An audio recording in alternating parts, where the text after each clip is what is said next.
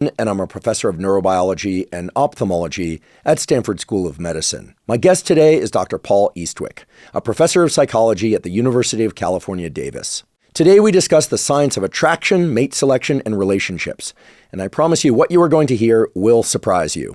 Paul's research has discovered that much of what you've heard about how people select partners, date, form relationships, even break up or repartner is simply wrong, at least when you look at the actual data. For example, his data show that both men and women, when given a choice, select partners that are younger than them. Yes, you heard that right. It's not just men. Men and women equally select partners that are younger than them, given the choice. His data also challenged the idea that financial status is more important to women when looking for male partners. Turns out that when men are looking for female partners, on average, financial status is as important as it is when women are looking for men. And somewhat less surprising, his work shows that indeed dating apps select for qualities that are not the ones that research shows builds lasting partnerships. But he also offers solutions to those that are using dating apps to try and find a partner. Today's discussion is not just about finding a partner, it's also about what solidifies and maintains healthy relationships over time. Again, what the data say about that. Things like physical intimacy being among the very strongest predictors of relationship stability, as well as both partners feeling that no matter who else might be attractive to them, that their partner has unique qualities that no one else can match. So whether you are in a relationship or not, looking for a relationship or not, today's discussion gets into social bonding of all sorts. And repeatedly throughout today's episode, both as it relates to single people looking for a partner, people who are already partnered, we talk about the importance of activities that are done with other people, could be other couples or other single people, etc., and that this is critical for those wanting to meet a partner, and it turns out to be critical for maintaining a healthy long-term relationship. And we'll talk about what the data say about that. Super interesting. So today is not just about the real data of how people rate attractiveness, find partners, and the glue that keeps people happily together. It's about the real-life data and the actions that anyone can take that help you build and sustain excellent romantic and other types of relationships. Before we begin, I'd like to emphasize that this podcast is separate from my teaching and research roles at Stanford. It is, however, part of my desire and effort to bring zero cost to consumer information about science and science-related tools to the general public. In keeping with that theme, today's episode does include sponsors. And now for my discussion with Dr. Paul Eastwick. Dr. Paul Eastwick, welcome. Thank you so much for having me. A lot of theories out there, a lot of speculation about attraction, dating, romance, and relationships, which are separable things, of course. We'll talk about all of them. But one of the semi-dominant themes in the public narrative, and indeed on many podcasts, is kind of anchoring to evolutionary theory, which, to put it really coarsely, is sort of a market-based theory. You know, people even say, I married up, or, and people put quantitative measures on people. They're a 6, they're a 7, they're a 10 in this, but a 4 in that. You know, as a neuroscientist, I hear that and I immediately go to, and again, this is just purely theoretical, oh, this sounds very limbic. This is very much of like the hypothalamus. This is very much like the kind of thing that you might expect under conditions of like low food availability, low mate availability, a lot of weapons and very few laws, to regulate violence or something. Meaning men will harm each other in order to get access to mates. Women will be deceptive. This is the whole idea. And you step back and go, well, that's not the world we live in now. We have a forebrain. We can make choices. We can be strategic in the direction of benevolence. We can think about kindness. And so to me, it seems we need a revision, or at least a better understanding of what's actually true in 2026 and forward. So if you would, what are your thoughts about what is not true based on the data, and perhaps what is true about this quote unquote evolutionary model of dating relationships and so on? The marketplace ideas, I think they definitely have their place. And it derives from a sensible evolutionary perspective, like what you're describing. I think it describes well what happens in initial attraction settings when people are really meeting for the first time. There's this class demo that I do in my undergraduate classes. A lot of people use this demo. And what you do is you have a bunch of your students put a number on their foreheads, and they sort of hold it up so that they can't see it, but other people can. And you tell the students your goal is to pair up with the highest value person that you can. And you don't know what your number is, but I'm going to count to 5, and then I want you all to stroll around the room and try to make mating offers to folks. And what you see is that the people who have been randomly assigned a low number, they start to panic because what happens is that nobody will talk to them. And this is random. Yeah. Totally otherwise, random. it'd be very unethical. Right, to do. exactly. And also, who would decide? But people okay. don't like it. I mean, if you get a low number, it's not an enjoyable experience. And I think there is a parallel to what people are experiencing as they're growing up, or maybe even if they're a little older and they're going to a party and they haven't met anybody there. So this is an analogy for how people internalize and, act upon something that we call mate value. And it's like what you described. It's supposedly linked to traits that reflect your core desirability, like maybe your physical attractiveness, but it could be other related traits too. It could be things like the size of your bank account or your status.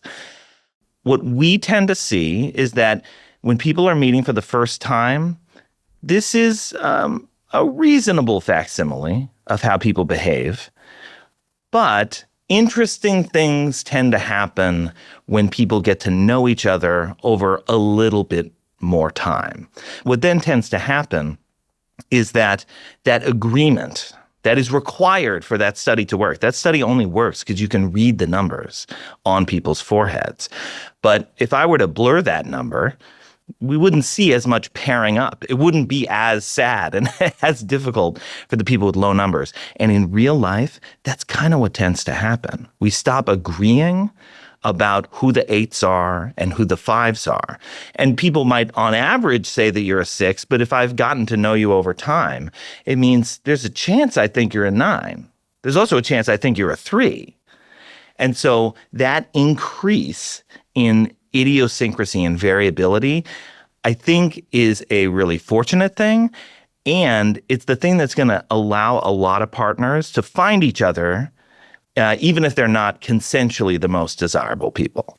Consensually meaning in the eyes of others. Right.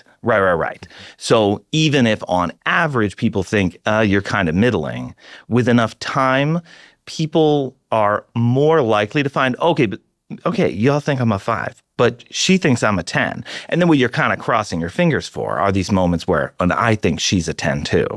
And it's this level of sort of disagreement or the emergence of what we might call compatibility that I think it's been missing from the evolutionary narratives. But I think it plays a core part in explaining how couples get together as well. Wow. So many things come to mind. The first thing that comes to mind is the question, who and what are others looking at? Yeah. It seems like one of the more, I want to use the word immature, but let's say less evolved, not in the evolutionary biology context, but kind of like life maturation sense, like less evolved aspects of self is when we are not thinking about what we actually like and don't like, but we're paying a lot of attention to what other people like and dislike as a barometer of what we should do or not do. Now, of course, that can be very informative in healthy ways, but when it really comes down to it, it's a potentially very toxic aspect of human nature, right? So what I hear you saying is that at some point there's this kind of dating, romance, and relational maturity that people come to where they're really able to sense what they actually like, and they're able to put the blinders up to how other people are necessarily behaving. Like, does everyone like this person? Do they not like this person? And the words that come to mind, 2 words, are junior high. Like the junior high school dance, for a number of reasons, is kind of the first time when, most kids are starting to hit puberty or somewhere in puberty at that phase. And so there's a lot of recognition of others and kind of like who is cool, who's not cool, who's getting attention, who's not getting attention, seems to surface first in junior high. Yeah. And admittedly, we're all pretty immature in junior high. Yeah, exactly. High. So has this been looked at in a structured way? For instance, are there adults who are good at ignoring what what the consensus is?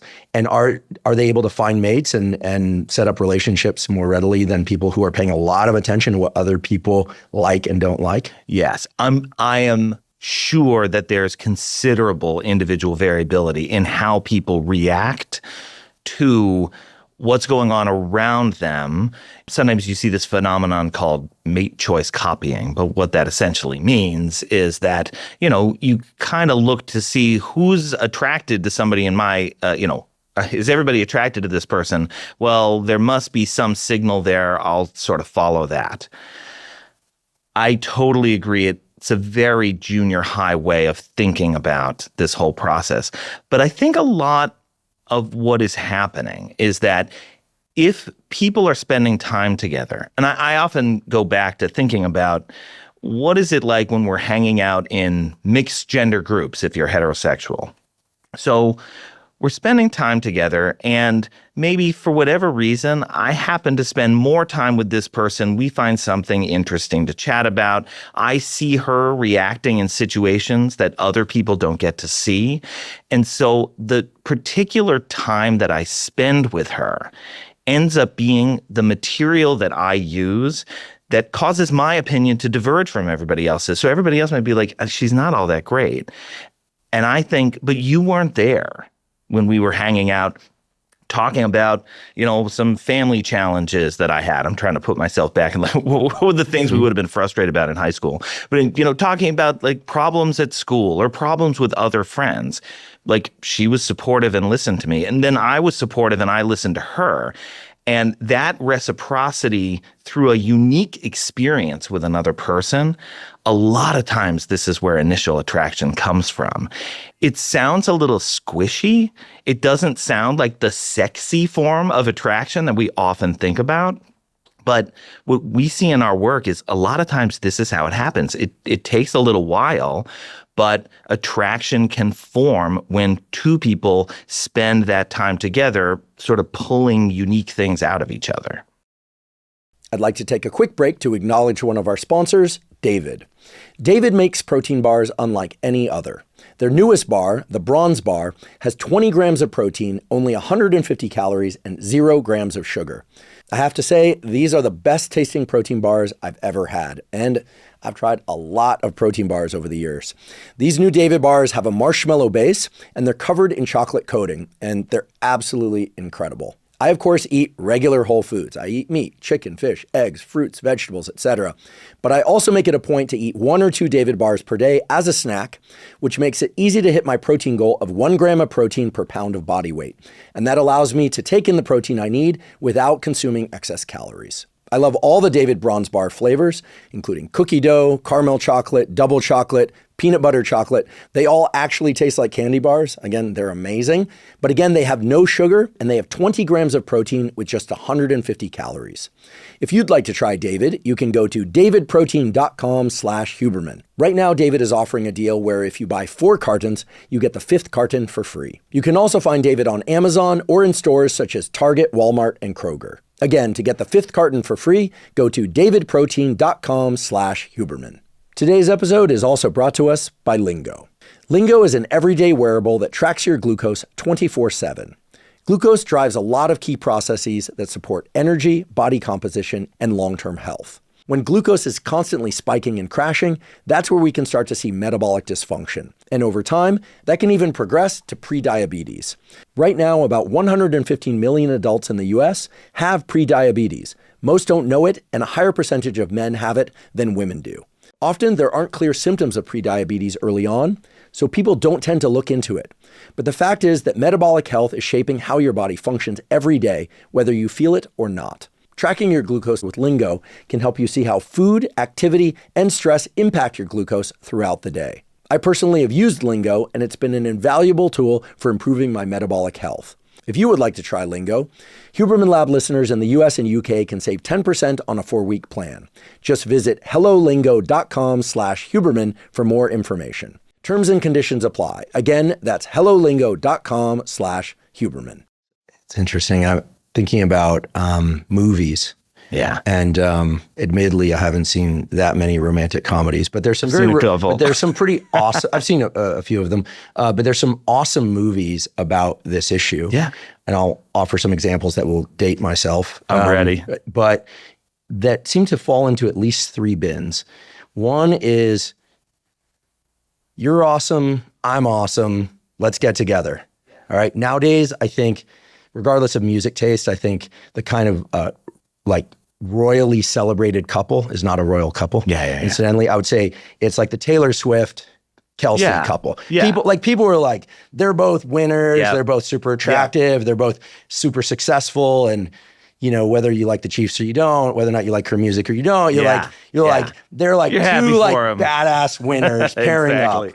And it's very hard to say anything except like, wow, they totally quote unquote belong together, right? Yeah. There's just so there's that pairing, and you can find that in movies. And all the like 80s like John Hughes movies centered around this, like and then broke that model. We'll go back to that. The other one would be the breaking of that model. This is very 80s, but the kind of like the athlete, pairs up with the nerd. Yeah. Right. Okay. Nowadays we have athlete nerds, and so it doesn't work quite as well. And then the third model is the like, well, you're screwed up and I'm screwed up, but we're really good people. Yeah. Like you get True Romance, the movie True Romance, which is an amazing movie, right? She was not by her own choice, apparently. Like she's like, I've been a prostitute call girl for 3 days. And he's like, well, someone paid for you to be on this date with me. They fall in love, they leave their professions, right? And they go on this sort of semi-crime spree that really demonstrates their immense love and devotion to one another. And the whole notion is like, you're so cool. They both think the other person is super cool, don't care about their past, and kind of enjoy the fact that they're both kind of from hardscrabble backgrounds. Right. So then there's that. And what's so different about that kind of model compared to like today, where I hear, I don't have a lot to offer about personal experience on apps many years ago, but it's been a while, is this notion that like you hear this, everyone's competing for the same small number of people. So it seems like even those three cliche models that are presented in a number of movies, they exist. It's like, since when is everyone thinking that they're supposed to pair up with the same small number of people? This is like ridiculous. That's like saying everyone's supposed to like the same top 3 songs, even though you might not even like that genre of music. That's insanity. Yeah. The apps absolutely pull for this. So when you look at who gets the right swipes and who receives messages on the apps, it's the most popular people. I mean, folks have claimed that it's one of the most unequal markets in the world. I mean, it's basically a kleptocracy. The extent to which kleptocracy, right? The extent to which it's skewed, right? That there's like, the rich, quote unquote, who have all the, who get all the right swipes at the top. But regular acquaintanceship is not nearly so dramatic. So, one example that I like to use is that if our job was just to evaluate whether somebody standing in front of us was hot or not, and it was somebody that we like interacted with briefly, and we're making just simple binary judgments, you and I are going to agree about like 2/3 of the time. So that's better than 50-50, but it's far from 100%. I think actually that would surprise a lot of people. There's a reasonable amount of disagreement there. That's already starting to set the stage for us not necessarily pursuing the most appealing person. Because if there's disagreement, that means there's a chance that, well, you're going to go for this person, I'm going to go for that person, and it levels out the playing field somewhat. I don't think the influence of attractiveness ever goes away, right? There's always going to be an unlevel playing field to some extent. But the more that people spend time together getting to know each other, it reduces some of those, those market forces that give the desirable people all the advantages. Yeah, the reason junior high school seems so dreadful in my memory. I mean, I had a good time in junior high school, but it was largely, at least for me, the fact that people in my peer group, because it was a pretty broad age range, were still among the guys were hitting puberty at different rates. Yeah. So like a game of soccer that at one time was pretty even with respect to who could play well, like suddenly you're playing against what felt like a grown men. Yeah. There's actually a kid in our town who, I don't want to give up his name, who I think he went on to, I don't ever think he became a professional soccer player, but he was like fully developed by the 8th grade. He was like facial hair and he was fast and he had like legs like tree trunks and he could move. And I mean, it was just completely dangerous to have him out on the field with the rest of us, right? And he was respected, adored, admired, and it was very context dependent. This was the other thing I was going to say. I think you and I are both scientists, so coming up, you spent a lot of time in labs. Yeah. I'll never forget, there was a romance in a neighboring lab that none of us understood. None of us understood. That's funny. And I remember asking my friend who was in this pairing, and he said the attraction for him, although she was also attractive, but the hook was her prowess at aliquoting. So there's this thing you do with antibodies in labs where they come in and you have to put them into the little thing so that it frees out a little bit. And it's really hard. Yeah, it's and really it's hard to do fast. You get good at it, but apparently he walked in one day and she had a bunch of these little tubes stuffed between her fingers and she was just aliquoting really quickly while talking. And from that moment, he was just smitten. That's beautiful. And I'll say I've never heard an example this good. I was her aliquoting process, a prowess. And I thought to myself, is this tapping into something? They actually have children. He's a professor. They have children together. They seem very happy. I think anyone would say they're both attractive people, but their pairing seemed not predictable by any other external metrics. And the fact that something so specific was the hook, and that opened up into what turned out to be a long-standing marriage with kids, is kind of wild. It is. But is this uncommon? Because what you described before is kind of like this. There's something unique that makes it feel like there's a special attraction that indicates something that opens up to a special discussion. And then there's this kind of intimacy, right? That they share around aliquoting. That was spawned by aliquoting. Yeah. I don't recommend folks run out and learn how to aliquot in order to, this is not a strategy. But that's the thing. Thematically, it might be. But so what are your thoughts on something like that? Okay. This is an incredible example. And I think if we're talking about couples, I think most people would find this idea intuitive. That if, I ask somebody, what is it that you love about your wife? Or what is it that you love about your husband? You're going to get a bunch of, if you get them talking for long enough, you'll get some idiosyncratic details. You'll get some stories. I mean, maybe if they're really forthcoming, they'll give you the in-jokes and they'll explain the moments that made them feel something special for this person. I think what I'm suggesting is that those moments, the creation of a narrative with another person, it goes back earlier than we think. And that a lot of times what we're doing when we're trying to figure out if we're into somebody, yes, we look at how they look visually and we take in all that information and it matters a lot. But we're also talking with them, forming little stories. If you have a little bit of good banter, that means when I see you at the party next week, I'm going to want to sit next to you and see if we can recreate that moment. And that's often where attraction is coming from. I think that's why the apps are so hard, because it turns it into an interview where you're trying to impress other people with your traits. And again, traits are important, but it's it's not the life of the thing. The life of the thing is the little stories and moments that two people are sharing. And that's, I think, is something that people can be doing more with.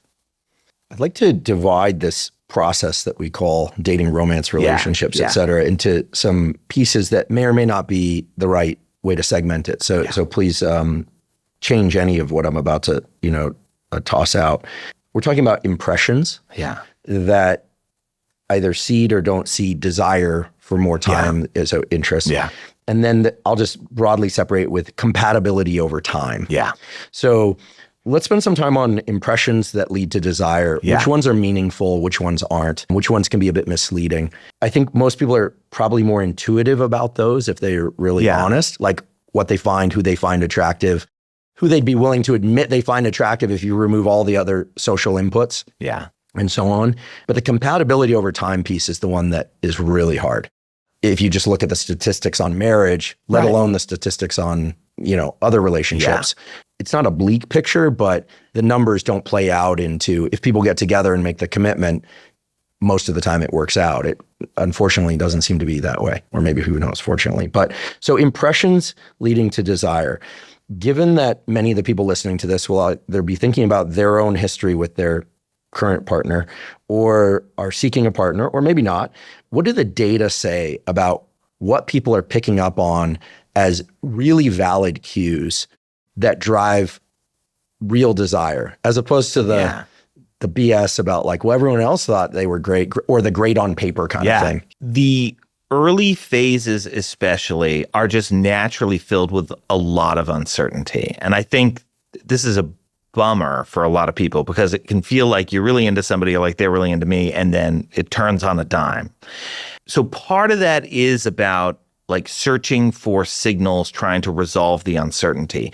And the problem is that it's not like, oh, if I get sufficient evidence that you're smart, that's going to do it. Or if I get sufficient evidence that you're really good at aliquoting, that's going to do it. What people are, I think, trying to do is they're trying to figure out, like, do I feel enough of something for you that I want to continue this, that I want to keep it going? Yes. But I don't want to act like, because sometimes when people think about the spark, what they think is, oh, it's got to be there right away. And I've already got to be feeling 100 for this person, right? I got to be at the top of the scale. That actually isn't what happens on average. Typically, if you look at what most relationships look like and you look back at the beginning, the typical first impression is middling. That's how we feel at first. Middling, just kind of, I don't know, middle of the sky. Yeah, that seemed all right. You know, it was fine. And then we interacted again. Not bad, not over the top. Not bad, not over the top. And as we spent a little more time together, oh, like, actually, I find him pretty funny. Or I think he's really smart. Or, I really like how good a listener he was. And I think what people are often trying to do is get enough moments that fit enough of these different trait categories that they think, well, whatever other people say about this person, like with me, he seems like a pretty sensitive guy. With me, he seems pretty witty. With me, like I actually think he's really hot when he does X, Y, Z. And so if you accumulate enough of those, then you find yourself, it's like you keep coming back. So that's how I think about it, is this like slow accumulation of information. Sometimes people will encounter things like the ick, where there's one moment and then they tip over the edge the other way into feeling like, I can't be with this person. Is that typically women who feel that about men? I mean, do men describe that? I think, men have those experiences too. It is pretty under-researched. And one of the reasons why is because this whole phase I'm talking about is remarkably hard to study. Because as researchers, we're very good at how do you feel about somebody if you're looking at a picture or if you've hung out for like 4 minutes. I mean, that's what a lot of the initial attraction paradigms look like. I like those paradigms. I study those paradigms myself. And then it's very easy to recruit couples and then see what happens to them. What explains why their relationships stay together and why they fall apart. But this period, and it's my favorite thing to think about, and it's also one of the most mysterious, is, but what happened from like minute 10 to, day 30, where now you were really determined to be in a relationship with this person. And that's a typical amount of time. It usually doesn't happen instantaneously that people know right away, hey, no, this is it. I want to be with this person. It's that slow accumulation. And when we look at it, it's almost like you've got a window of uncertainty and it's slowly collapsing to a stable impression that people have of this person as they gather a little bit more information and a little bit more information. And what you just hope for is that as two people, you're collapsing to a fairly stable impression that is both very positive of each other. And I think a large part, that's how people get together. And hopefully accurate too. Yeah. So the accuracy part is interesting because, I'm a psychologist. I'm a social psychologist. And so social psychologists are big into, well, your perception is your reality. And boy, do you see a lot of evidence, especially in relationships, that people are biased when it comes to their romantic relationships. In what sense? It can happen in ways like, everybody kind of agrees that your partner's a jerk, but you genuinely don't think they're a jerk. And when they're with you, they don't seem like a jerk. So any kind of measure I would take about your perception of, your partner versus everybody else's perception, you would seem to be horribly positively biased for your partner. The question is whether you're wrong.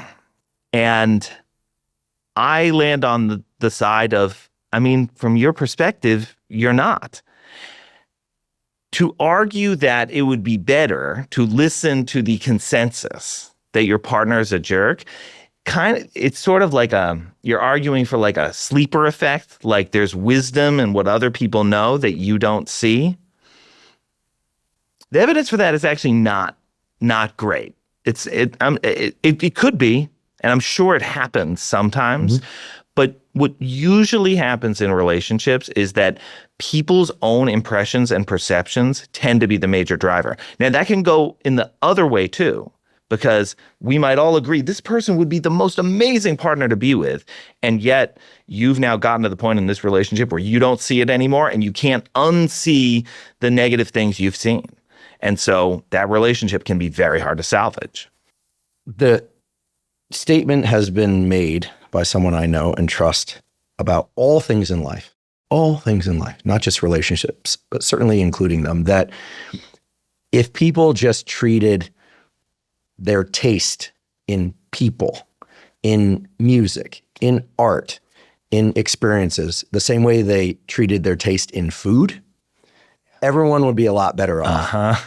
Meaning, if one has the impression that they really like something, they really like this person, then just go for it. I mean, unless there's some sort of danger they're not aware of. Right. Okay. And we'll talk about consensus, communicating danger, separate issue, but it crosses into this online dating thing based on a lot of conversations I've had with young men and women. But music, you hear it, you either like it or you don't. We don't tend to have a hard time defending our stance on those things. But when it comes to relationships, it's almost like many people are walking around with a little or a lot of that junior high narrative in their mind.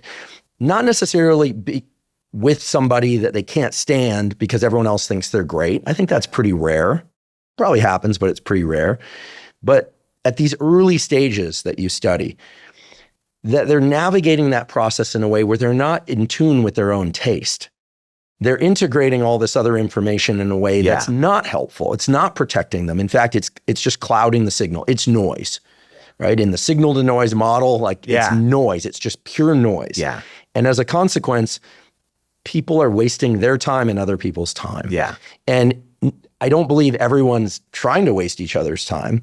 It just seems that we're conditioned to do this. Yeah. And I will say, it does take a pretty strong person to say, listen, I know that's what you see. I know that's what they say, but this person's great. Like, they're right for me. And when people do that, in general, people tend to back off. Yeah. And of course, there's Shakespeare about this, right? Yeah, right. But that tends to be cultural pressure of no, you two can't be together, or the parents don't want it, or one set of parents. Yeah. And, I mean, some of the greatest romances have been born out of that FU to the elders, to the community. Right. But this is a little different. Yes.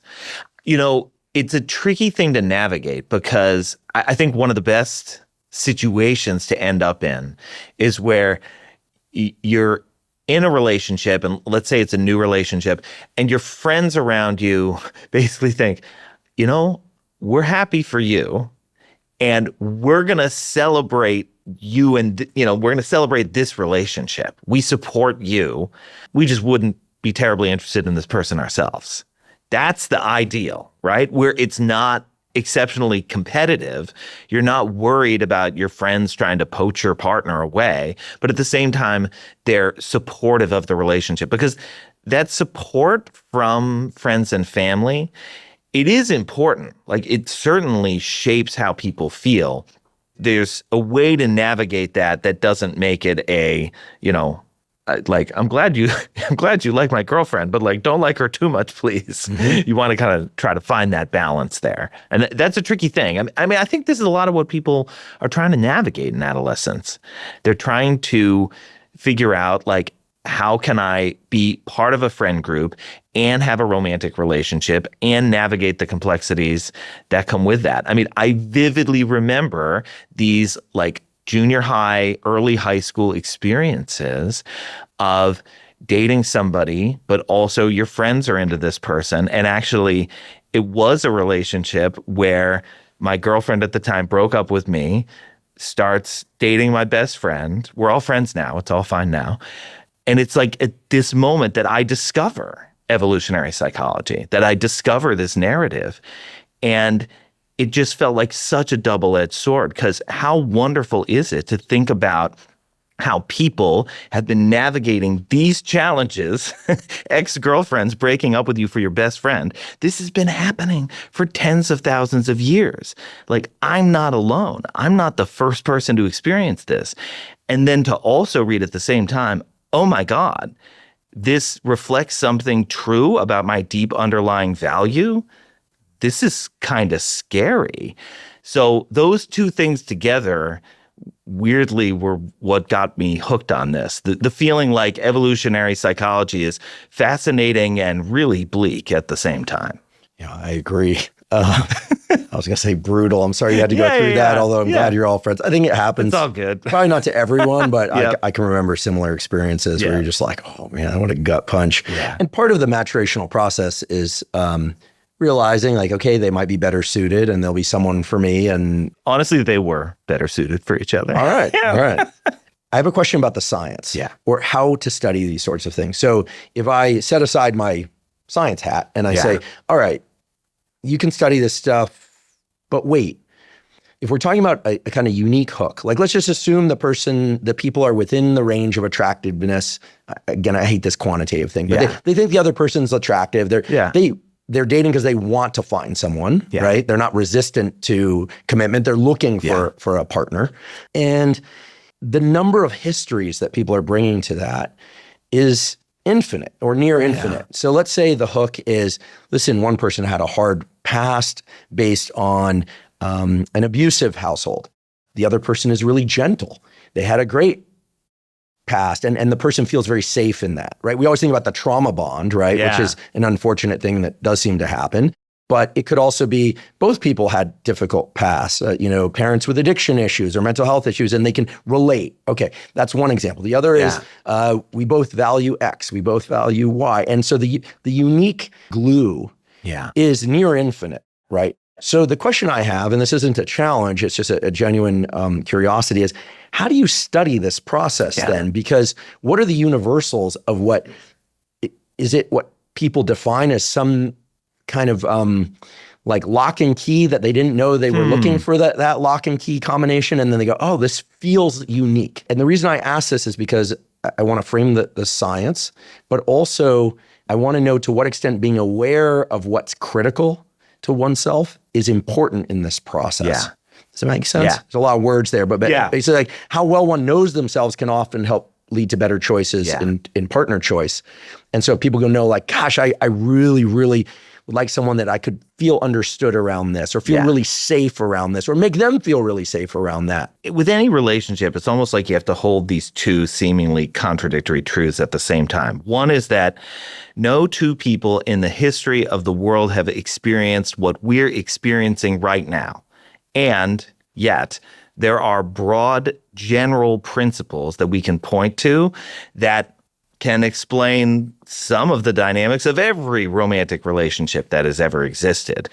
So when it comes to broad principles, I love the attachment framework. I mean, what's fascinating about attachment is that this is just as evolutionary as all the other evolutionary theories you've heard about online. It's just a different evolutionary theory. But this perspective suggests that we are creatures that form bonds with each other. We essentially crave closeness, intimacy, support. We thrive when we get it. We're more likely to recover. We sleep better. We get all of these benefits from close, attached relationships. But for some people, or at some points in their lives, we can struggle to have those kinds of relationships, sometimes because we become too anxious about them. We need them a little too much. We become uncomfortable in our own skin. Or we tip the other way. We become very avoidant. We become overly independent. We become convinced that we really don't need anybody else. These are broad attachment dynamics that people will go through their whole lives having to navigate. A lot of people have probably heard about you can have an anxious attachment style or an avoidant attachment style, and all of that is true. But one thing we know today from studying more couples and getting better at studying couples over longer periods of time is you realize that, boy, people's attachment orientations really can change. So somebody can come into a relationship with an avoidant, trauma-filled past, but with enough time with the right kind of person, again, sharing their unique bond, which maybe science will never crack, but they know all about it, that person will start to become less and less avoidant with time. They'll become more secure. They'll get more of those physiological benefits out of the relationship. They'll get more of the support-related benefits out of the relationship. And that can, in effect, turn somebody into a more secure person. So these are the attachment lessons that I often point to. And I think they're useful for at least helping me remember that tension between anxiety and avoidance. Two very broad processes that are always happening behind the scenes. And yet, the way it unfolds for any one particular couple, it's always going to be this weird, unique combination of stories and in-jokes and little moments that scaffold up to hopefully, help somebody become more secure eventually. I'd like to take a quick break and acknowledge our sponsor, AG1. AG1 is a vitamin mineral probiotic drink that also includes prebiotics and adaptogens. I discovered AG1 way back in 2012, long before I ever had a podcast, and I've been taking it every day since. The reason I started taking AG1 and the reason I still take it every day is because AG1 is, to my knowledge, the highest quality and most comprehensive of the foundational nutritional supplements on the market. AG1 is designed to support things like gut health, immune health, and overall energy. And it does so by helping to fill any gaps that you might have in your daily nutrition. I get asked pretty much all the time, if I could only take one supplement, what should that supplement be? And my answer is always AG1. It has just been so helpful for supporting all aspects of physical health, mental health, and performance. If you would like to try AG1, you can go to drinkag1.com/Huberman to get a special offer. For a limited time, AG1 is giving away a free bottle of their new omega-3 coenzyme Q10 product. Omega-3 and coenzyme Q10 are known to support cardiovascular health, cellular health and energy generally, brain health, and much more. I personally take them both every day. Again, go to drinkag1.com/Huberman to get a free bottle of the new omega-3 coenzyme Q10 with your first AG1 subscription. Seems to me that barring, again, like an emotional or physical safety issue, the less that couples are talking to other people besides a trained therapist, if they choose to do that, and maybe not even doing that, about their relationship, probably the more protected their relationship is. Oh, that's interesting. From the darts of envious people, the unhelpful positive comments from people, right? Because there could be instances where a relationship is really flagging and someone doesn't disclose that and they don't really understand what's going on, and were they not to share that, then everyone's getting all this positive input and they think, well, I think this is just how it's supposed to go. So there's the suffering in silence piece. We want to, I don't think that's good, but there's the kind of going out for external assessment piece. And as I say this, it's funny because you're at UC Davis and I did my PhD there. I was just remembering, when you pick projects in graduate school, you get some consensus about what's a good project, but so much of becoming a good scientist is kind of learning to put up the middle finger and just keep going. As the sort of pressure test of doing science is people going, well, is that really that interesting? And you don't really know how much to pay attention to it. And it kind of pays to be a little bit bulldog-ish and just go, I don't know, and just ignore it and just keep going. I can say this is also true in any kind of creative endeavor or public-facing life. It doesn't make good adaptive sense to pay too much attention, but nobody wants to be the person that steps in it or does something really stupid. But in relationships, if something feels good, maybe we shouldn't be going out and getting, putting our finger in the wind to get input. So it's fascinating because I mentioned earlier that, the extent to which you feel, at least, like the people around you have your relationships back, that's a useful thing. But I think that probably isn't happening through a process of, like pseudo-therapy. I want to talk to my friends about my relationship. Or at least to the extent that that is happening, I bet you're right. That has some real risks. I think probably the good version of this process, or the one that I would advocate for, comes from research looking at like couple friends or like double date nights. So I'm not asking you for input on my relationship, but in effect, I'm asking you and maybe your partner to experience our relationship in real time by hanging out together, the four of us. And so that can often feel like validation without explicitly asking for it. And I think that can often be a very good thing. And there's research showing that, generally couples who feel like they have couple friends and are embedded in networks like that generally tends to go well on average. So yeah, I would think about it that way. It's like you can feel that you have the support of the people around you without directly asking for their assessment of your relationship. Because the reality is other people don't know. And this is hard as a judge, because when I encounter couples and I have friends who are in relationships, it is so tempting to look at that relationship and think like, oh man, like she shouldn't have done that. Or I don't know, if I were her, I wouldn't stand for this, but I'm not in that relationship. So unless you are a therapist and they're coming to you for therapy, I find it useful to try to resist that impulse, because a relationship is this vast, deep store of information that two people have. And often we're not privy to what's really going on there. I'm going back to junior high school again. Yeah. And I can remember this one dance. I hope this isn't dramatic. No, it's not at all. But we had this all-girls school in our town, Castellea School, which was a boarding school. And so their dances were the best because they'd invite people from other schools, but all the guys were really excited to go, right? Because the numbers were really worked out really well in our favor. A lot, because women and boys and girls, as a male school, right, would go to these dances. But that means you just have like an outsized pool of, so everyone got someone to dance with at some point. This is what mattered in the 7th grade, right? But there were these people, I had to say, there were these individuals who were not going through the admittedly tense challenge of first dance, for slow dance. This was before phones, and it was tense then too. Yeah. And they weren't doing any of that. What were they doing? They were running around telling people about who was doing what and who was doing that. And I remember thinking at the time, I mean, I'm no psychologist then or now, but thinking they're avoiding the whole thing. Yeah. This is like going to a soccer game, and instead of playing soccer, they're critiquing people from the sidelines, because it's a lot easier to do that than to actually get out there and risk miss, being the goalie that lets the winning shot through. And I remember thinking these people are really corrosive. One or two in particular. I don't know whatever became of them. Hopefully they're doing well in their lives. They got over this. But those people exist throughout life. Yeah. Meaning they're rarely the people that are happy in their own relationship life. Now, I have to say it's probably a Y chromosome linked disorder, but I assume that my friends male friends who are in relationship, if they're still in the relationship, that it's going great.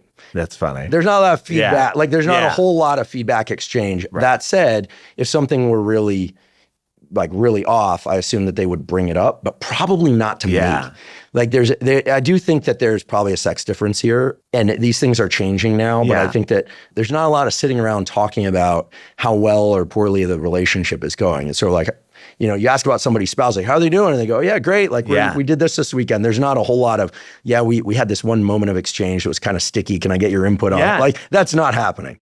That's just not happening, at least not in my life. I'm glad you brought up these gender differences, because I think you're hitting on one that, at least, again, as a relationships researcher, I would sit here and say, I think this is the big one. And the big one is that women generally are better at cultivating social support from all corners of their lives, not just their romantic partner. Whereas for men, it's largely their romantic partner. That's where they're getting most of their support, intimacy needs met, probably the person who, at least for a while, is mostly in their corner. And this is why you see across the full range of the arc of a relationship that men are always a little bit more eager than women. Eager in what sense? Eager in all the ways. I want to be in this relationship in the first place. I'm more likely to say I love you first. I'm more likely to want to be exclusive. I'm more likely to want to take things to the next level. Men are more willing to do that. Men this across runs the board. countercurrent to all this stuff about men being non-committal. Yeah, right. So like this is what, there's like new review papers on this that are really compelling. And it's like kind of the same effect size across the board, which is how we talk about, how big is the sex difference? It's medium size, but it's just right there all the way through breaking up. Who's more likely to want to break up? It's women who are more likely to want to break up. Men are more likely to be thinking about their exes. And not while they're in a relationship. Right. Not while they're in a relationship. Right now, it's over. It's like, what she's doing. That's the meme. I went online. It's not the meme. The meme is like, who's he thinking about? Exactly. Exactly. Yeah. The reason put forward for this, and I find it very compelling, is that's because men just don't quite have their social lives put together in the same way that women do. Meaning they don't have a lot of male friends or here. By the way, I should have set up a disclaimer at the beginning. I should have said this to make the conversation more fluid. We're framing everything in the context of heterosexual pairings, but I think it's fair to assume that this would also extend to homosexual pairings. I think it would in many ways. But men have friends. Yeah. I realize activity-based friendships are, kind of the dominant theme. Men not having connection in other things. Yeah. Could it be that the connection that I feel to my male friends and coworkers is very deep? They're important to me. They're like family to me by now. We spend so much time together. So it feels connected.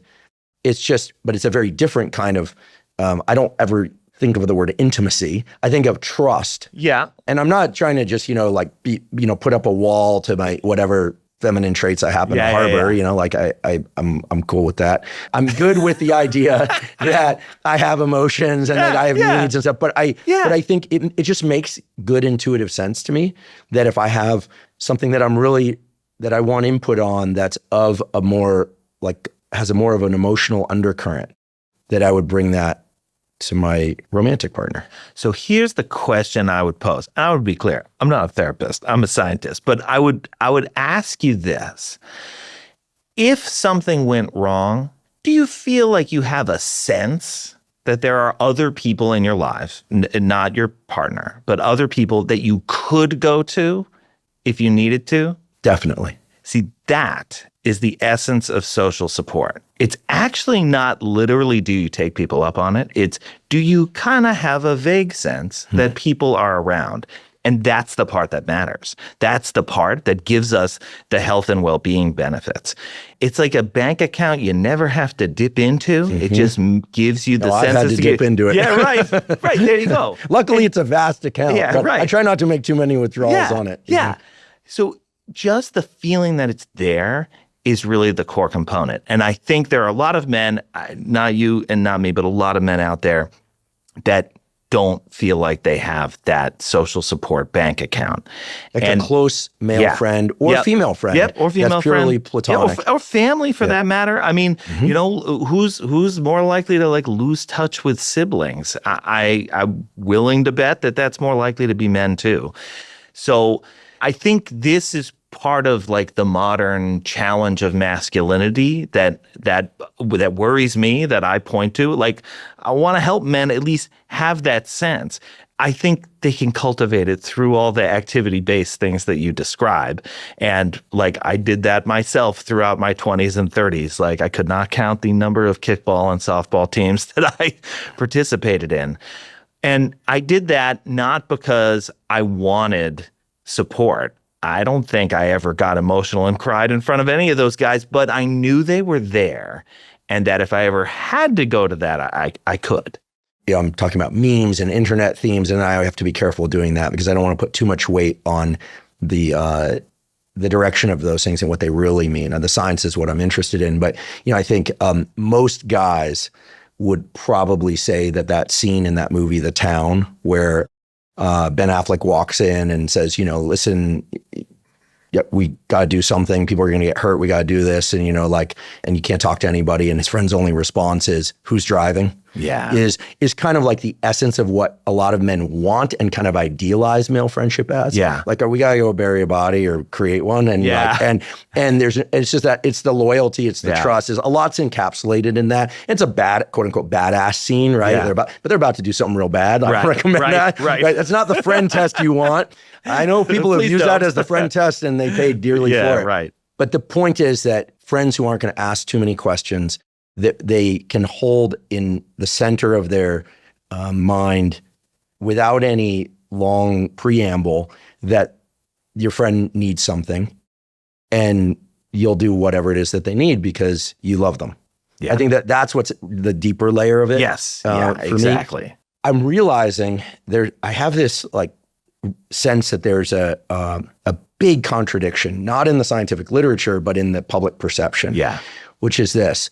I feel like one common narrative these days is, look, men failed. They just failed. Like, they didn't step up, right? They weren't committal. We have to take care of them. They live much longer in a relationship. We die much earlier. Yeah. That's one narrative that you hear a lot about. It's a scary narrative, right? Yeah. Because you also hear the narrative, like women are just very extractive.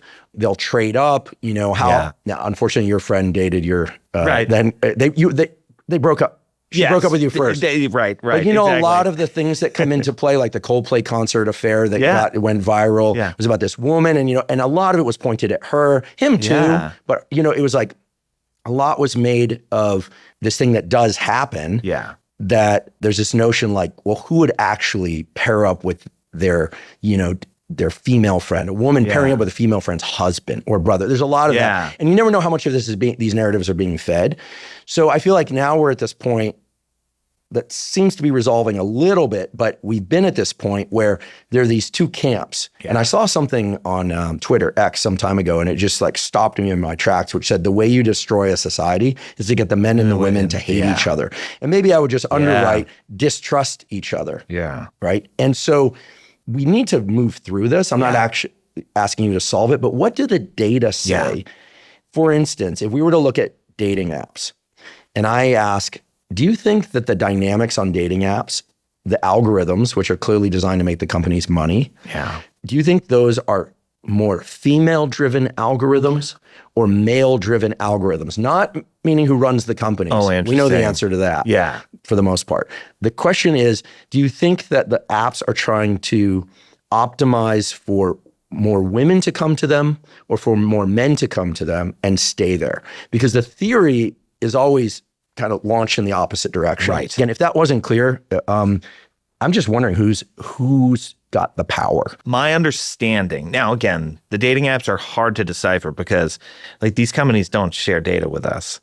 I've worked with some matchmaking companies' data. They're more interested in generally in collaborating with scientists because they got to make people on dates happy. They don't work on engagement. They work on happy dates. Right. So they're more interested in talking to scientists. But I think when your goal is getting users and getting engagement, what you're probably trying to do is bring more women in, because my understanding is that there's more men on the apps. Is that right? Yeah, I think so. What I don't know, and I don't know if anybody knows other than the people at these companies, is okay, but how many of those apps are in use and how many people, regular users, I'm not sure. So you got to bring more women in. But again, engagement is the goal, right? I mean, that's what the apps want. They want you spending time on it, and then they want you to get the fancier features. So is that going to be more geared toward men? It might be, but I'm kind of speculating here. I expect that when you're trying to create an app for heterosexual men and women, you're going to have to somehow marry those two challenges. And look, one of the bigger gender differences that we see in the whole realm of sex and relationships is in swiping behavior. The fact that women will swipe yes on like 5% of the men they see, but men swipe yes at about 50-50. But that fits the kind of evolutionary, quote unquote, narrative, like men being less selective, Yes. wanting to spread their DNA, this Yes. kind of thing. I mean, to my mind, that whole thing around like men want to spread their DNA. Okay, like I believe in evolutionary biology, sure. But there's a lot of modern features that make like accountability for offspring and things like, it's not like men can run around just having kids with anyone and afford all of that, right? It's, I mean, we were talking earlier, there's sort of like two models. There's like the Genghis Khan ideal within this evolutionary biology model. Yeah. And then there's, kind of like, where are we now? Yeah. I mean, I don't think anyone, with the exception of some very wealthy people who have kids with lots and lots of people and clearly can afford it, I don't think anyone's thinking they're going to go out and just have kids with as many people as they possibly can. Right. And so what's so interesting about these gender dynamics is that, from my perspective, they tend to get the largest, the biggest gulf between men and women in the situations that are the weirdest. So, for example, this is a real study. You recruit Confederates, so that means it's somebody who's working for the experimenter, and then they go around campus and they ask people, I've noticed you around and I find you very attractive. Would you like to go to bed with me? And when you do this, you find that men are about 20 times more likely to say yes to that request than women. Very few women say yes to this request, but a reasonable number of men do. All right. But the thing about that experiment, and that experiment is very valuable and it's very influential, and I love at least that it was real, that people were actually out in the world doing something, even if it's a little wild and probably a little scary, especially for the women. But if you do this one little tweak and you say, yeah, okay, but how about like the last time that happened to you in real life, like in a context where you knew people, and then you look at the gender difference, it's not 20 times more, it's 2 times more. What do you mean? It's like the last time somebody like among a group of friends, like asked like, hey, do you want to go hook up? How much more likely then are men to say yes than women?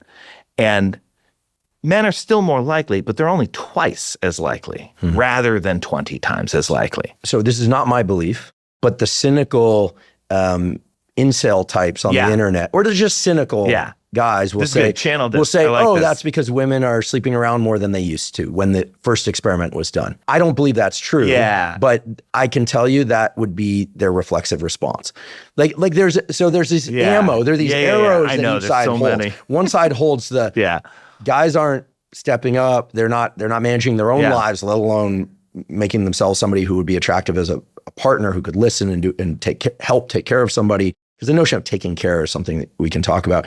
The guys are saying, well, they're just all extractive, and there's deceptiveness there, and they'll trade up at a moment's notice, and so, I mean, I don't want to feed the flames of distrust, but the data you just provided, what is the conclusion? Like, that's the result, but in that paper, what's the authors, we the authors therefore conclude that. Right. So I would conclude this, that approaching strangers is, especially in a romantic or sexual context, is very, very tricky, very challenging, and it is a weird modern skill.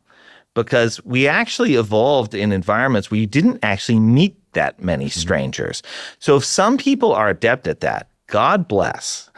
But for most of us, we had to get to know people over time. We needed that long process to make a good impression on somebody, because most of us are like not all that hot. And not so appealing that people fall for us the moment we see them. And so that is what I would tell these hypothetical incels is, I think part of the problem is that you're locked into a way of thinking about sex and romance that it's about a pickup line or it's about an initial impression. I think women are more interested in casual sex when it's somebody that they like kind of know and have been friendly with for a while and have had like some good banter with. And if you surround yourself with people, not just women, but also men, and you meet friends of friends, you're going to find more opportunities that way. So it's like a shift in the mindset that we have about how it is we meet people and how it is we get to know them. And that hitting on strangers is like low yield, very difficult. Spending time with friends, it's time consuming, although it's enjoyable in and of itself. It's a time consuming approach, but it's ultimately going to be better for more people, on average at least. In light of the apps, social media, this divide, I'm very grateful that you're bringing up this notion of spending time in small groups. Yeah. Probably around certain activities. Could be pickleball, could be a barbecue, Sure. could be, that's how people used to meet. Yeah. Sometimes there's work adjacency. I think that one of the reasons the Coldplay thing went so viral is that the woman was head of HR. Yeah. So there were a number of things that were ethical violations, independent of, they tried to kind of rescue it, but they were in love and marriages were failing, and people were like, there are violations down the line on this, right? Yeah. In laboratories, many people coupled up in laboratories. My advisors were always really adamant that no one should do that. I listened. Interesting. Oh, yeah. So they tried to lock it down. In graduate school, I worked alone in the lab, but my graduate advisor actually suggested I not even date within our graduate program. This is peer-to-peer. I was a graduate student. And for the most part, I obeyed, but I was so focused on work. Yeah. And I guess it happened with you'd go to meetings, you meet other graduate students. So it was really peer-to-peer. Yeah. In my postdoctoral laboratory, my advisor was vocal to everyone, no dating in the lab. And of course, there are certain married couples nowadays with kids, several of them, in fact, that met in the lab just by proximity, interest, and who knows, aliquoting prowess, who knows? Somebody out there is an incredible aliquotter that never got to attract somebody. Totally. To my knowledge, this is, by the way, folks, again, this is not a way to attract a mate, unless you're a molecular biologist, perhaps. But I think that there's real value in this because unlike our earlier discussion where other people's input can be kind of toxic to the process of understanding and really getting in touch with one's sense of taste. I like this person. I don't. This feels safe. It doesn't feel safe. And I'm not using, by the way, the safe language to be politically correct. Some people feel emotionally unsafe because it's just like if there were a stressful circumstance, they would dissolve into a puddle of their own tears. That's a different version of it, right? I think we all kind of flit to the extremes, but that's another aspect. But this is a context in which you can get a read of how someone behaves, their values, their reflexive levels of kindness or lack thereof with other people. Yeah. You get a lot of data in a setting that you're hopefully enjoying yourself in any way. That seems very, very valuable. So we're talking 80s movies and 90s movies already. So I'm going to throw out Say Anything. Oh, yeah. Do you remember Say Anything? Yeah, absolutely. Okay. So the John Cusack lead character asks out the Ione Skye character. But where they go on their first date is absolutely fascinating. They go to a party. So they are clearly going together, but they don't spend the whole party attached to each other. And they're not interviewing each other like they met on an app. They're actually kind of watching each other as they float through these various groups. And sometimes they're talking to other folks about the fact that they're kind of on a date right now and how is it going. But they're also talking to each other. And it's kind of a beautiful depiction of this old kind of lost art of you're dating, but you're also with other people, seeing how they behave. And one of the moments where Ione Skye you can see her starting to fall for John Cusack is when he's actually looking out for some of the other folks there, taking their keys away so they don't drive. And I think that that idea of watching how we behave around other people can be very powerful. So one of his unique qualities was that he's protective of other people and responsible, and he put other people's safety ahead of his own desire to go out and drink that night or something. Right. Yeah. I forgot that scene. Yeah. That's a perfect segue to what I was going to say next, but I'm brought to this mildly traumatic experience in high school where I didn't go to any high school dances. Early in high school, I was really in the skateboard community, just really focused on that.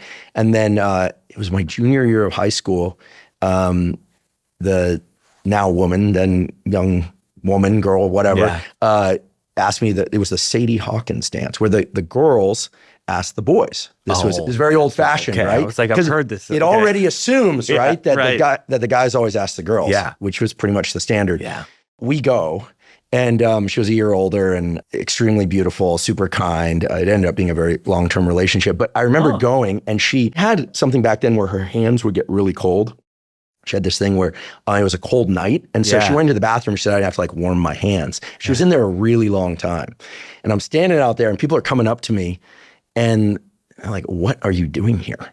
Like, why are you at a dance? And I said, so-and-so invited me, and no one believed me. There was like, there's no chance. And I have to say, it was the most mortifying thing. And I kept waiting for this moment where she would come out of the bathroom and like vindicate me. And they all kept like dissipating before she came back. She eventually came back. Funny. And I just remember thinking like, oh man, like nobody even, and I'm thinking like, I'm either completely outclassed, like completely outclassed, or like this is one of the best opportunities that ever landed in my lap, and I'm gonna pursue this with everything I've got. So I went with the second thing, and anyway, this is John Cusack energy. It was, right but here. it was brutal. Like I had to sit there and like and like no one believed me. They actually thought like I just like snuck in or something like that.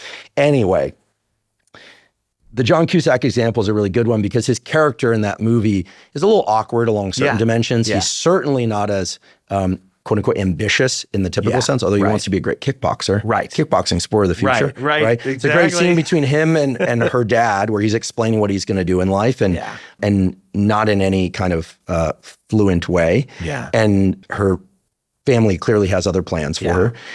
But it gets to this thing that I had written down because I want to ask about next, which is this notion of texting in particular. So not even apps, but let's just say it's migrated off app or people meet, they exchange number and there's some texting, right? Yeah. And this notion of the kind of unique advantage, at least early on, that I think can be somewhat misleading of people who are hyperverbal. Oh, and, interesting. And in particular among men. And so here's what I think years ago when I was on the job market for academic science, a really fantastic neurobiologist who actually ran, let's just say, a very famous school in Boston's Brain Science Center. Okay. They never admit the name of their school anyway.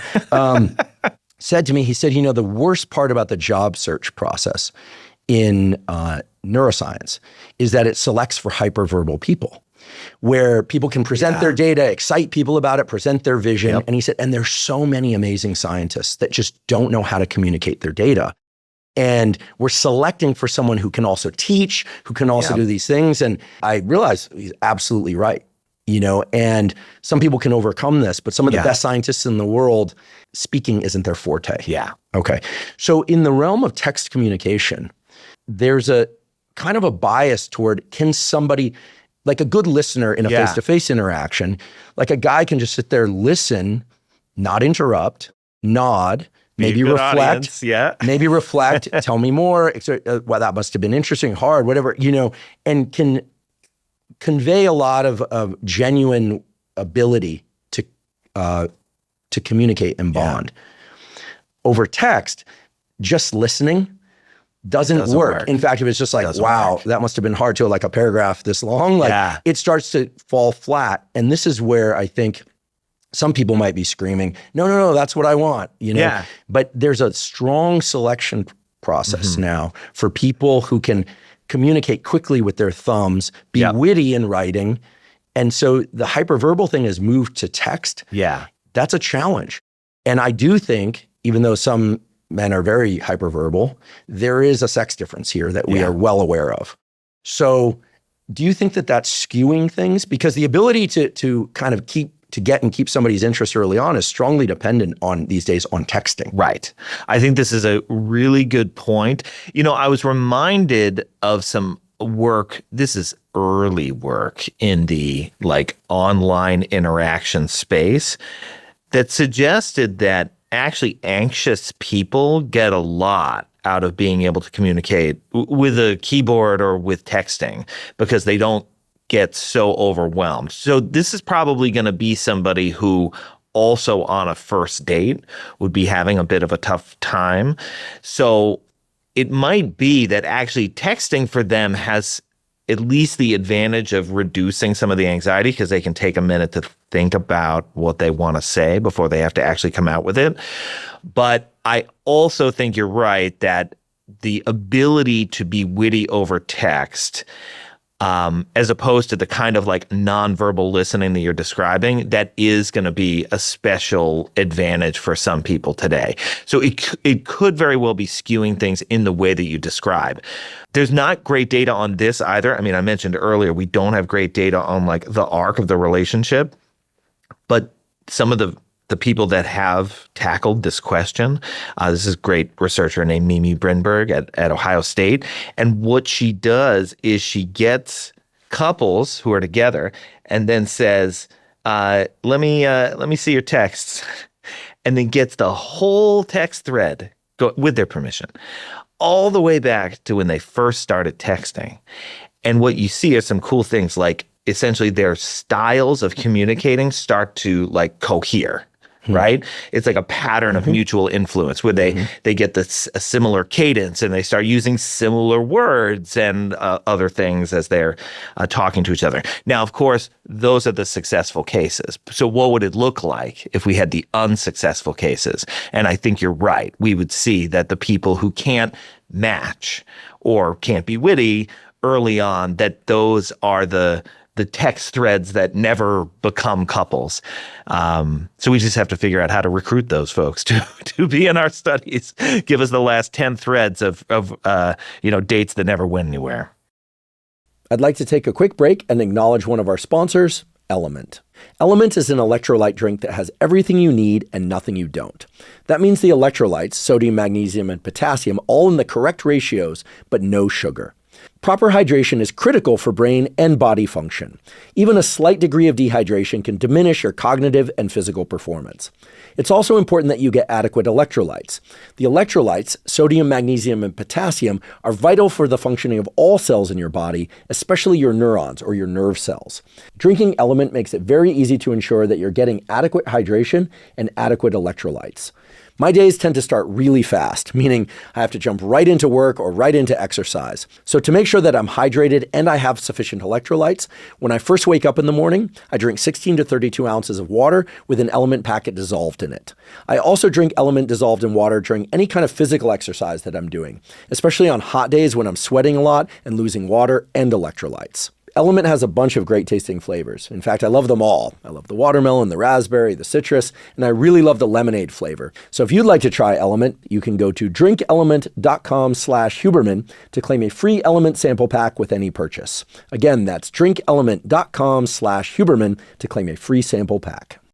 Yeah, we're sort of veering towards compatibility when I say, if I were to, ask a close family member, like what's great about the relationship you're in.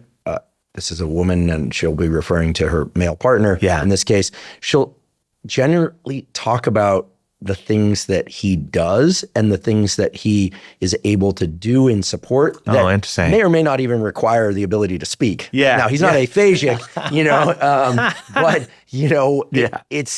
it's more about like what he does. And when we've had conversations on this podcast in the past about kind of relationship glue and things like that, it's like, that they always like, one person always seems to like make the bed by the time I'm back from the bathroom in the morning. And you're like, no, my turn. And or the other person always sets out the coffee or somebody. Yeah. It's the little thing phenomenon.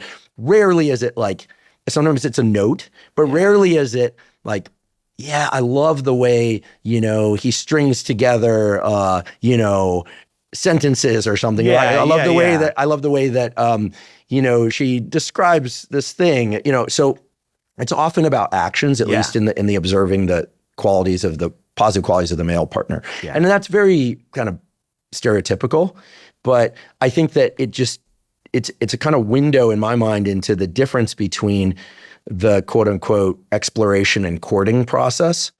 Although the courting process, what people do arguably matters more than what they say. Yeah. And the kind of long-term thing. Yeah. The consistency of the stability of the relationship over time. So I wish that, it's a shame that these apps don't select for action. The only way to do that would be something where you would say, okay, if you're going to sign up for this app, we're going to ask you to go on at least 3 dates with, anybody that you match with. And we want to see you dating in these very different circumstances where the point isn't always to just talk at each other, that also you got to do things together. I wish there were dates that were like, assemble this IKEA furniture. Don't people still go for like a hike or go to a show? Yeah. Okay. No, that's good too, because at least it's talking and interacting, but a different kind of talking and interacting. I want like physical challenges. Get out of this escape room, stuff like that. Anyway, I'm not actually see how dating people coach. handle it. Yeah, right. You're right. Yeah, so you got to be witty, but also not panic. Do you suggest that as a like a first date? I don't know, maybe third date. Okay. Third date sounds good for escape. I want to be clear. I've only done the escape room board games. You're just throwing people under the bus just to see what happens, collect data. Yeah, no, I'm just kidding. But like, events, sporting events, I mean, things that are that are exciting, that you're doing together, but also facilitate interaction, I think can be really good. It is very, very hard, though, to simulate the patterns of what would it be like to be in a long-term relationship with this person and the 4,000 daily responsibilities that come with that. And I think even when we are really crazy about somebody early on, we try to forecast what that's going to be like as best we can, but we really don't know. And I think the beautiful thing, but also the challenge that a lot of relationships have is, what you do is, like you just described, like, okay, it becomes my job to set out the coffee and it becomes your job to mow the lawn. And we create this very elaborate structure that guides not just our day-to-day lives and the crap we have to do, but it also guides how we communicate, when we communicate, what we communicate about. If we create a business together, that can create a relationship that starts to feel like more transactional, that's maybe less warm, has less opportunity for connection, as opposed to creating a relationship that builds, time for fun activities together, for fun experiences. Or again, I recognize like people are stressed and often working multiple jobs, but at least when we are interacting, are we able to interact about the fun, silly things that brought us together in the first place? I think it's very challenging to do these things when people go to couples therapy and the couples therapy is effective. It's usually because therapists are able to help couples essentially like rewind all the bad patterns they've created and go back to when things were good. Rediscover what it was that they really appreciated about each other and like recreate their relationship from there in a new way. But yes, many of these things they're just deeply, deeply hard to forecast. Yeah, and there's always the natural desire to want to know if one's time and energy is well spent. I mean, it's really, in some sense, the most important investment is time and energy. It's kind of all we have. It's all we have. And that's very evolutionary in its core. You talked before about this kind of crystal ball question or probing for particular disclosures that people are willing or not willing to make as a perhaps better indication of whether somebody is interesting or appropriate for you. I realize, however, that the notion that there's a question or a set of questions that would say green light that's not true. That's just can't be true. There's probably some answers that are red light. Everyone, knows red light. Yeah. Hopefully they're paying attention to that. But it's the yellow, but it's the yellow lights and not knowing what questions to ask to see if there's a sort of green light path forward. Tell me what those questions are. Okay. Phrased differently. If two people are on a date and they have only a few minutes, it's kind of a speed dating type situation. And they need to make a good assessment as to whether or not they genuinely would like to spend more time with the person again. What are the questions they should ask? All right. So I like the questions that are a little bit more offbeat. What people tend to do on speed dates is they want to find common ground quickly. If it's college students, maybe they're going to talk about their major. Do we share a major? No. Pivot. Where are you from? And they'll try to find something that they can bond over. And that can work very well. But I think the core of what we want in an initial interaction with somebody is to take away something that feels like it was at least a little different than all the other interactions that we have. And so sometimes what that means is going a touch deeper than people are comfortable with. Now, in 4 minutes, it's tricky. If you have a little bit longer, like a regular evening length date, I really like the 36 questions test. Like sometimes it's called the Fast Friends procedure. But these are questions like, what's one thing that you've never told somebody that you've always wanted to tell them, and what's stopping you? Or people answer that? Yeah. I mean, if you've been hanging out with somebody for 60 to 90 minutes, that is a pretty good way to elicit real depth and give both people a chance to do some reciprocal self-disclosure, because that's what people want. Mm-hmm. That's what people connect over, is I feel like I've just heard, maybe it's true, maybe it's not, but I feel like you've just told me something that you haven't told most people, and maybe you haven't told anybody. I vividly remember falling for somebody when that moment happened. It's like, you are telling me this. I don't think you've ever told anybody this before. And it is such a rush. I think I don't know, man, the internet, it's convinces us all we care about is sex and hotness. There is nothing like the rush of having somebody tell you something that they've never told anybody else. And again, this is the stuff that gets relationships researchers excited, because this is what we see in our data: responsiveness, closeness, building trust, and all of that stuff.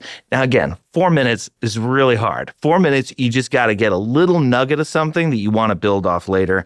And maybe that is your hometown. And maybe it is isn't this a weird experience that we're only going to get to chat for 4 minutes?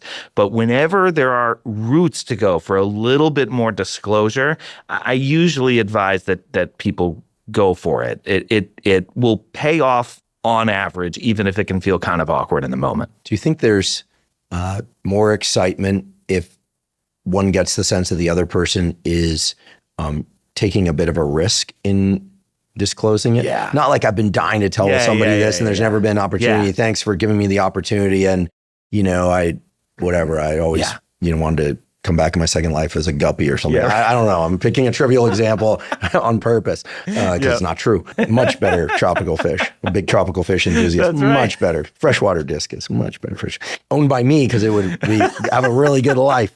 Take really good care of my freshwater discus. But in all seriousness, does that mean that people are walking around harboring, especially single people, are harboring parts of themselves that they're craving intimacy, that's of the exchange things that they've never told anyone, that they wish they could tell someone, feel safe enough to tell them?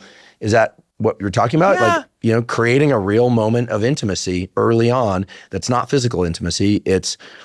I don't even know if it's emotional intimacy. It's human connection, right? Okay. It's I'm a person that's had particular experiences, and you're a person that's had particular experiences, and we have these narratives and stories about ourselves. Again, the science historically has been so focused on traits, and I get it. I understand the evolutionary focus on traits, but man, humans are stories, right? We're narratives, and we want other people to be privy to that narrative and then maybe eventually be a part of it. So I think that is often what can be very powerful. Now, for people who are single and they want to be in a relationship, I do think that it can be that sense that they're lacking. A lot of people are single and are very, very happy with their single lives. And I also understand that a lot of people, if they're single and they're dating, look, there's a lot of reasons to be cautious. Forming a relationship is a low base rate event. It doesn't happen all that often. And it's time costly. It can be financially costly. That's right. It's energetically costly. Exactly. It's very energetically Exactly. costly. We don't go around forming relationships with everybody. But I also happen to think that once the ball gets rolling, the pull can be very strong. And part of that pull is this desire to have somebody kind of see me, get me, understand me. I might be talking about securely attached people on average, right? There's always going to be that avoidance pull too, like people need to self-protect to some extent. But the sort of desire to open up and have somebody like really get you, it's so core to the relationship science worldview. And I think it says a lot about like who we are as a species and like how we form mating relationships. You've said in so many words before that men and women essentially want the same things. Yeah. I think that's going to hit some people square in the face. And they're going to say, that is so not true. Men just want blank. Women just want blank. I'm like on this campaign lately to try and defang the trolls that seem to have like, it's like if we were in high school, let's leave junior high school, let's go to high school. Okay. And they were like a bunch of like really awful people. Let's evenly distribute it between the sexes. Let's just do that for fairness sake. Yeah. And they're like constantly pointing out how these people are always bad and extractive, and these people are always, cold and avoidant, and like, and if those narratives were just constantly like posted on the walls and like and talked about in over lunch and whispered in the hallways, it would be very poisonous to the whole environment. Yeah, and that's kind of what the internet is. Yeah, and then the traditional news, but also some podcasts, not this podcast, but we'll kind of amplify these narratives because they feel juicy, they feel, and they get clicks. Yeah. And I think we all have an innate desire to avoid danger. So we want to like know where this stuff is.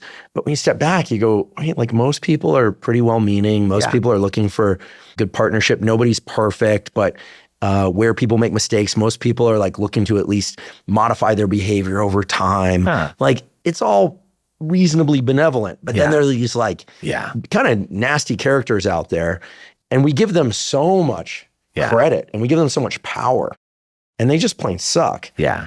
So men and women want the same things. Let's shut them up for a second and ask what the data say. This was one of the first things I studied when I started looking at attraction like almost 20 years ago now. And in part because I found the gender differences fascinating. It was very clear for decades and decades that if you ask men and women about the qualities they want in a partner, that you'll see these differences show up pretty routinely. And they are differences that then, in the hands of nefarious characters online, get spun out into exactly the narrative that you're describing. But the basic data on what men and women say they want, it's there. Men will say they care about attractiveness in a partner more than women, and women will say they care about earning potential in a partner more than men. Now, I'm phrasing that in a particular way, and I'm saying what people say they want because I'm critiquing the experimental paradigms that were used. It usually had people rating a bunch of traits on scales. And as a psychologist, I have no problem with that. I'm very interested in people's subjective experiences, and I use scales all the time. But we wondered, that's different than, or it might be different than what happens when you're meeting people face to face and you're reacting to a set of people who might be very attractive or of middling attractiveness or not very attractive at all. And that, to me, seems closer to capturing what people actually want. Like, if you meet 10 women, how much does their attractiveness drive your desire to date them? How much does attractiveness affect whether you want a second date with them or not? So we ran speed dating studies to try to capture exactly this phenomenon. I'll make it about earning prospects because it's really the same thing. So we have these men and they go speed dating, and some of these women are very ambitious. They're going to be lawyers and doctors. Others are a little bit less ambitious. And what you'd see is that the men tended to like the women a little bit more to the extent that they were ambitious. It wasn't a huge driver of their liking, but it was definitely there and it was definitely positive. But then when we flipped it and we looked at what the women were drawn to, not what they said, but what they were drawn to, they also tended to like the ambitious men a little bit. And the magnitude of that preference was identical. And it's been 20 years of this where we've looked at ongoing relationships. We've looked at 40-something countries throughout the world. That narrative plays out every time. There's no gender differences in the extent to which these traits appeal to men and women when they're evaluating like real people they've actually met. Online is different. What people say they want is different. But real people that you've at least met face to face seems to dramatically reduce the power of the gender differences and the appeal of these traits. Fascinating, and runs countercurrent to, I think, what many people, including I, have heard out there. Yeah, but I think I think the key lesson here is like, believe your subjective experience when you're interacting with somebody and you're getting to know them. And maybe that subjective experience is like, she's hot, but I am not feeling this. And maybe that subjective experience is like, I know that maybe to some people he looks like he doesn't have his life together, but I really see a spark there. If you trust that experience, I think that's likely to go better. And we don't have an experience to go on like that when it's online. When it's online, it's very easy to put people in boxes, put people in groups, and then make the groups fight each other. And I, too, am very distressed about all the heteropessimism. Heteropessimism. Yeah, right. It's not my term, but it's one of my favorite terms. Do you know who coined it? I know the year is like 2019, but I forget we'll the author. Yeah, right, look it up. Great term. Heteropessimism. Right. It's like men and women can't get along. How could they get along? They've got different interests and different priorities. Look, in the close relationships realm, it's not true. And that's the realm I know. Men and women, they want the same things out of their relationships. Yes, there are gender differences in like the thresholds for sex, and especially early on, that can be really messy. But overall, I see a lot of similarity and a lot of potential for the bonds that men and women form to do great things for people. And women and men and any gendered combination that you want to come up with. I think we're pair bonding creatures. We get a lot of joy and a lot of fulfillment out of that. And I want to see men and women find a way to make it work again. Springboarding off of the heteropessimism term, which is great because it encapsulates so much, even though what it encapsulates is definitely not great. The term I'm about to use is going to sound like it means something it doesn't. But is there any research on homopessimism, which is not the same as homophobia? Homopessimism, meaning I'm not aware, because I happen to be heterosexual, but I have homosexual friends, men and women. I'm not hearing them talk a lot about how dating culture is much worse now. I hear this too, But then again, sample size isn't that great here. Right. So I don't know, because a lot of the same things apply in terms of like apps. Sure, cultures vary. Yeah. But there are some constants in this picture.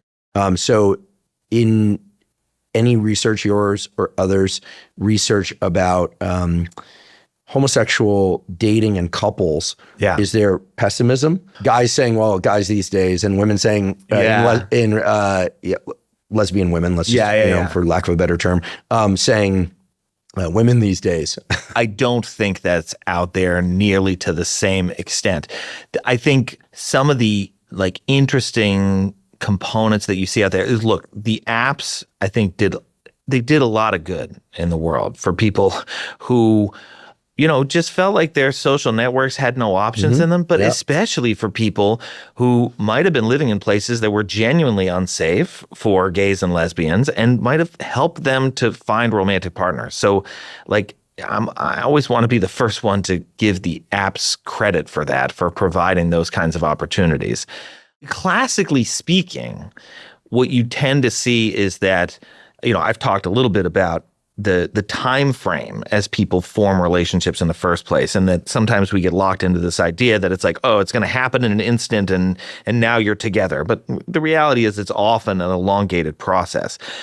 That process has tended historically to be even longer for folks who are gays and lesbians forming same-gender relationships. And I think part of that is something that you might even call like a bigotry tax.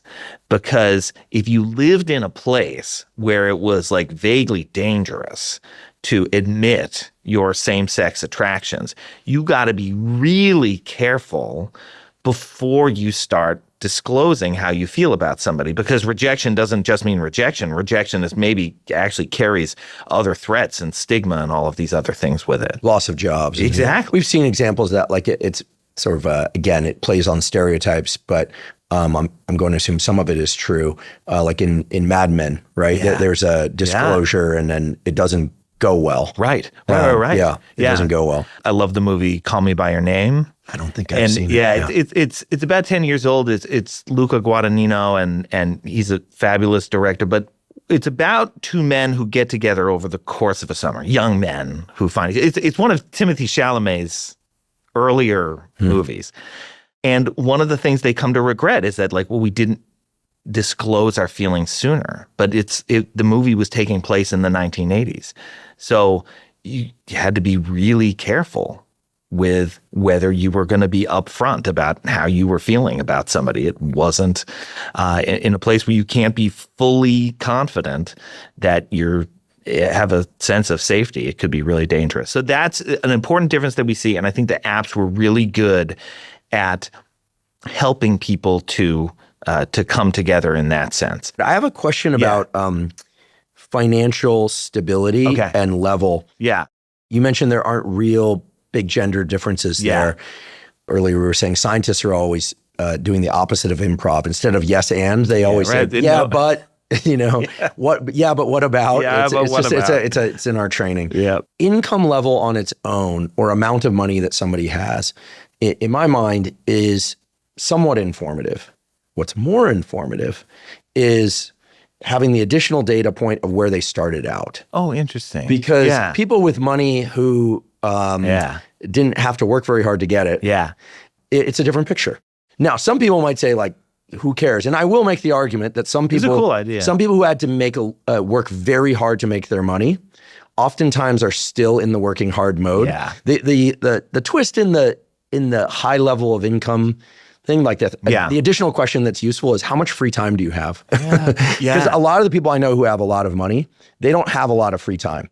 So if people pair up with them thinking that they're going to feel very financially secure and have a lot of stuff, that might be true. Yep. But how often they're going to see their partner or the co-parent of their kids is an important question. And this extends both ways.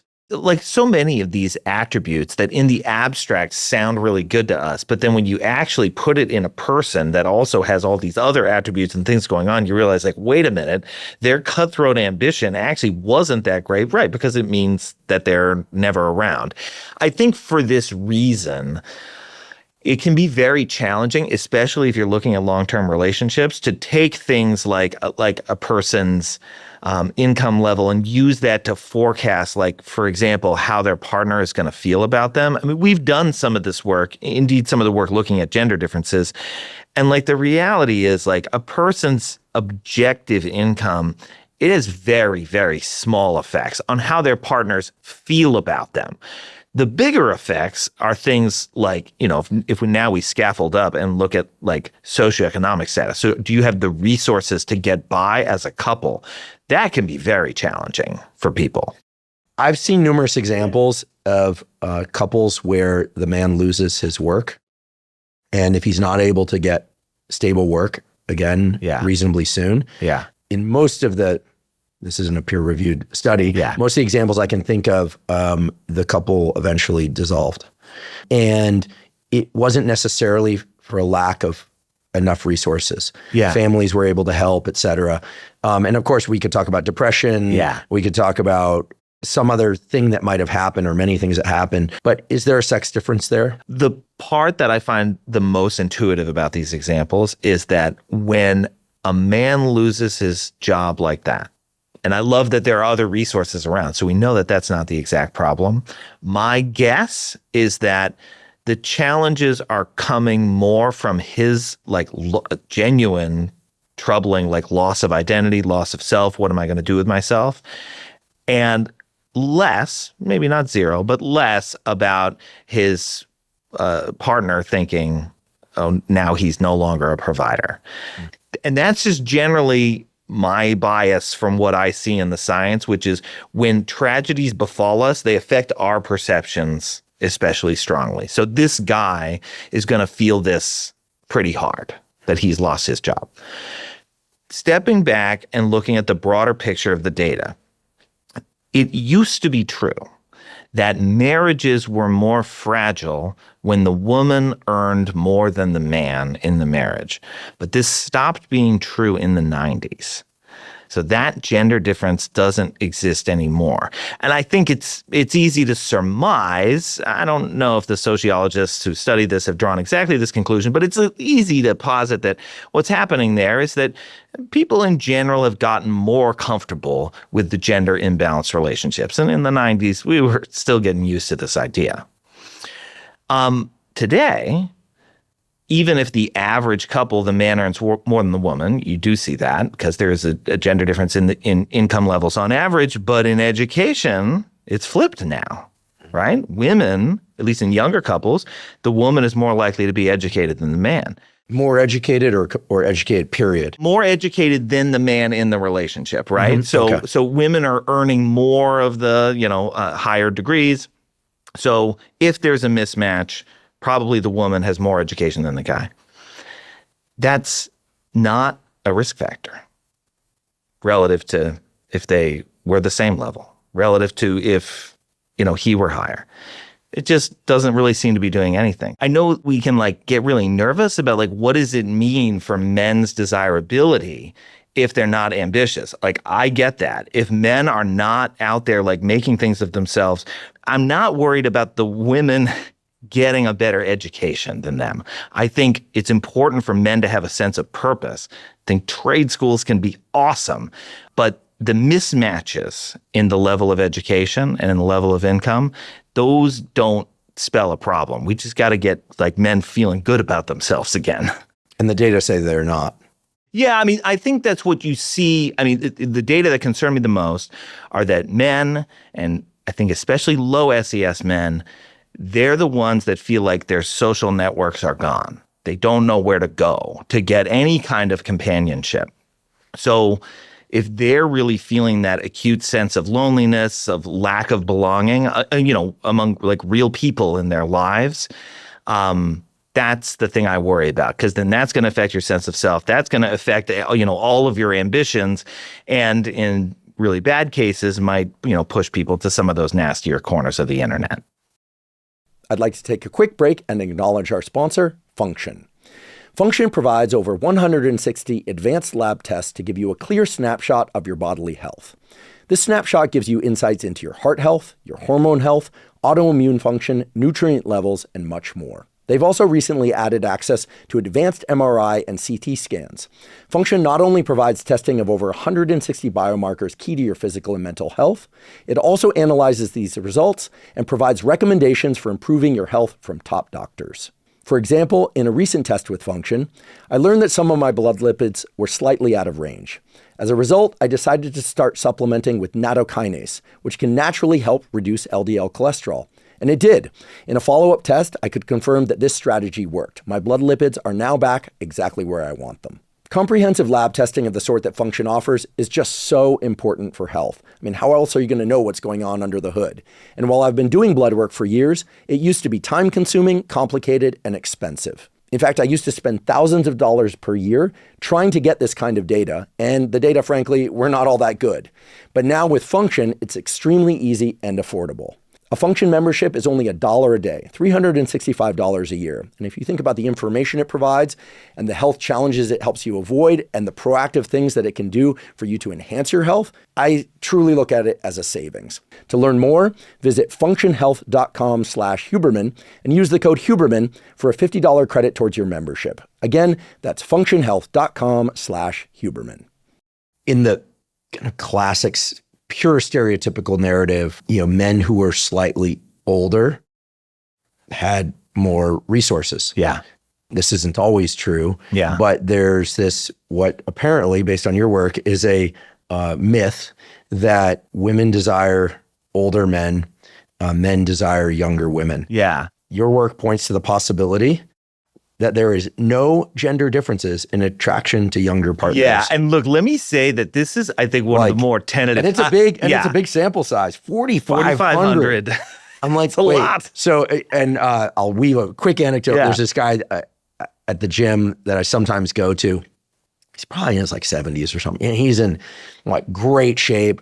He's retired. He made money. He's enjoying life. He's got grandkids. He's like, he just seems like, I don't know him that well, but it seems like he's really got it together and he's really loving life. And I always say, what brings you here every day? You know, I figured it would be like, well, I just feel so good. And he just always says the same thing. He always just says, I don't want to lose my wife to a younger guy. And I always laugh and I go, man, smart like I know a lot about the contour of his life. And maybe there's something he's not disclosing, but you know, anyone would say like, this guy's just totally got it made. And he's, you know, I don't know the details of his life and I shouldn't, but I know enough about it that, you know, he's checked off all the boxes 3 or 4 times and then had the wisdom, in my opinion, to not just keep working like a maniac and just spend time with his kids and grandkids and his wife. But he always answers the exact same way. How's it going? He goes, pretty good. Just don't want to lose my wife to a younger guy. So I'm here again today. Let me tell you about this study. And look, again, I'm a scientist, and sometimes the data, I'm like, you don't say. I didn't see this one coming. I mentioned this earlier, so we partnered up with folks who do matchmaking. So these are people who are paying for a service because they want to be in a long-term relationship. And so they will set people on dates, and they've got a whole pool that they're working with. And within that pool, the men who are searching for dates are older than the women by about 4 years on average. Okay, so that's what they've got to work with. And they set people up on these dates. And so most of the time, the woman is going to be younger than the man, but there's a range. Sometimes the woman is much younger than the guy. And sometimes the woman is the same age as the guy. And sometimes the woman's even a little older than the guy. All right. So what you'd expect to see is that if men are looking for younger women and women are looking for older men, then when we look at how the age of the partner affects whether you want to go on a second date with this person, it should be the younger folks appeal to the men more and the older folks appeal to the women more. But that wasn't what we saw. We saw that the younger folks appeal to the men more. And by the way, it's not a huge effect. It's not like the gross stereotype that's out there. Men are a little bit more interested in the women to the extent that they're younger, but it's not gigantic. Women are doing the same thing. They're a little bit more interested in the younger guys. They don't say that on paper. In fact, sometimes they're like, don't set me up with the younger guys. And then they do, and they say, that was interesting. I enjoyed that. I enjoyed that date. I would like to see him again. Are the stated reasons similar in any way? For instance, are both groups saying less baggage? That would be kind of a cliche answer. No, but we could place that on either side. I don't know, and I would love to know. I think sometimes when they downrate, like whether they care about attractiveness or something, I think sometimes they are like kidding themselves a little bit, that they actually do appreciate a younger guy who's maybe is fit and in shape, or they don't fully appreciate how exciting it would feel to be sitting across the table from a guy like that. I mean, this is my best guess. And what's so fascinating about this data set is that, look, they're trying to create these couples, but, you know, you only create a couple a fraction of the time. Much of the time, the people don't really hit it off.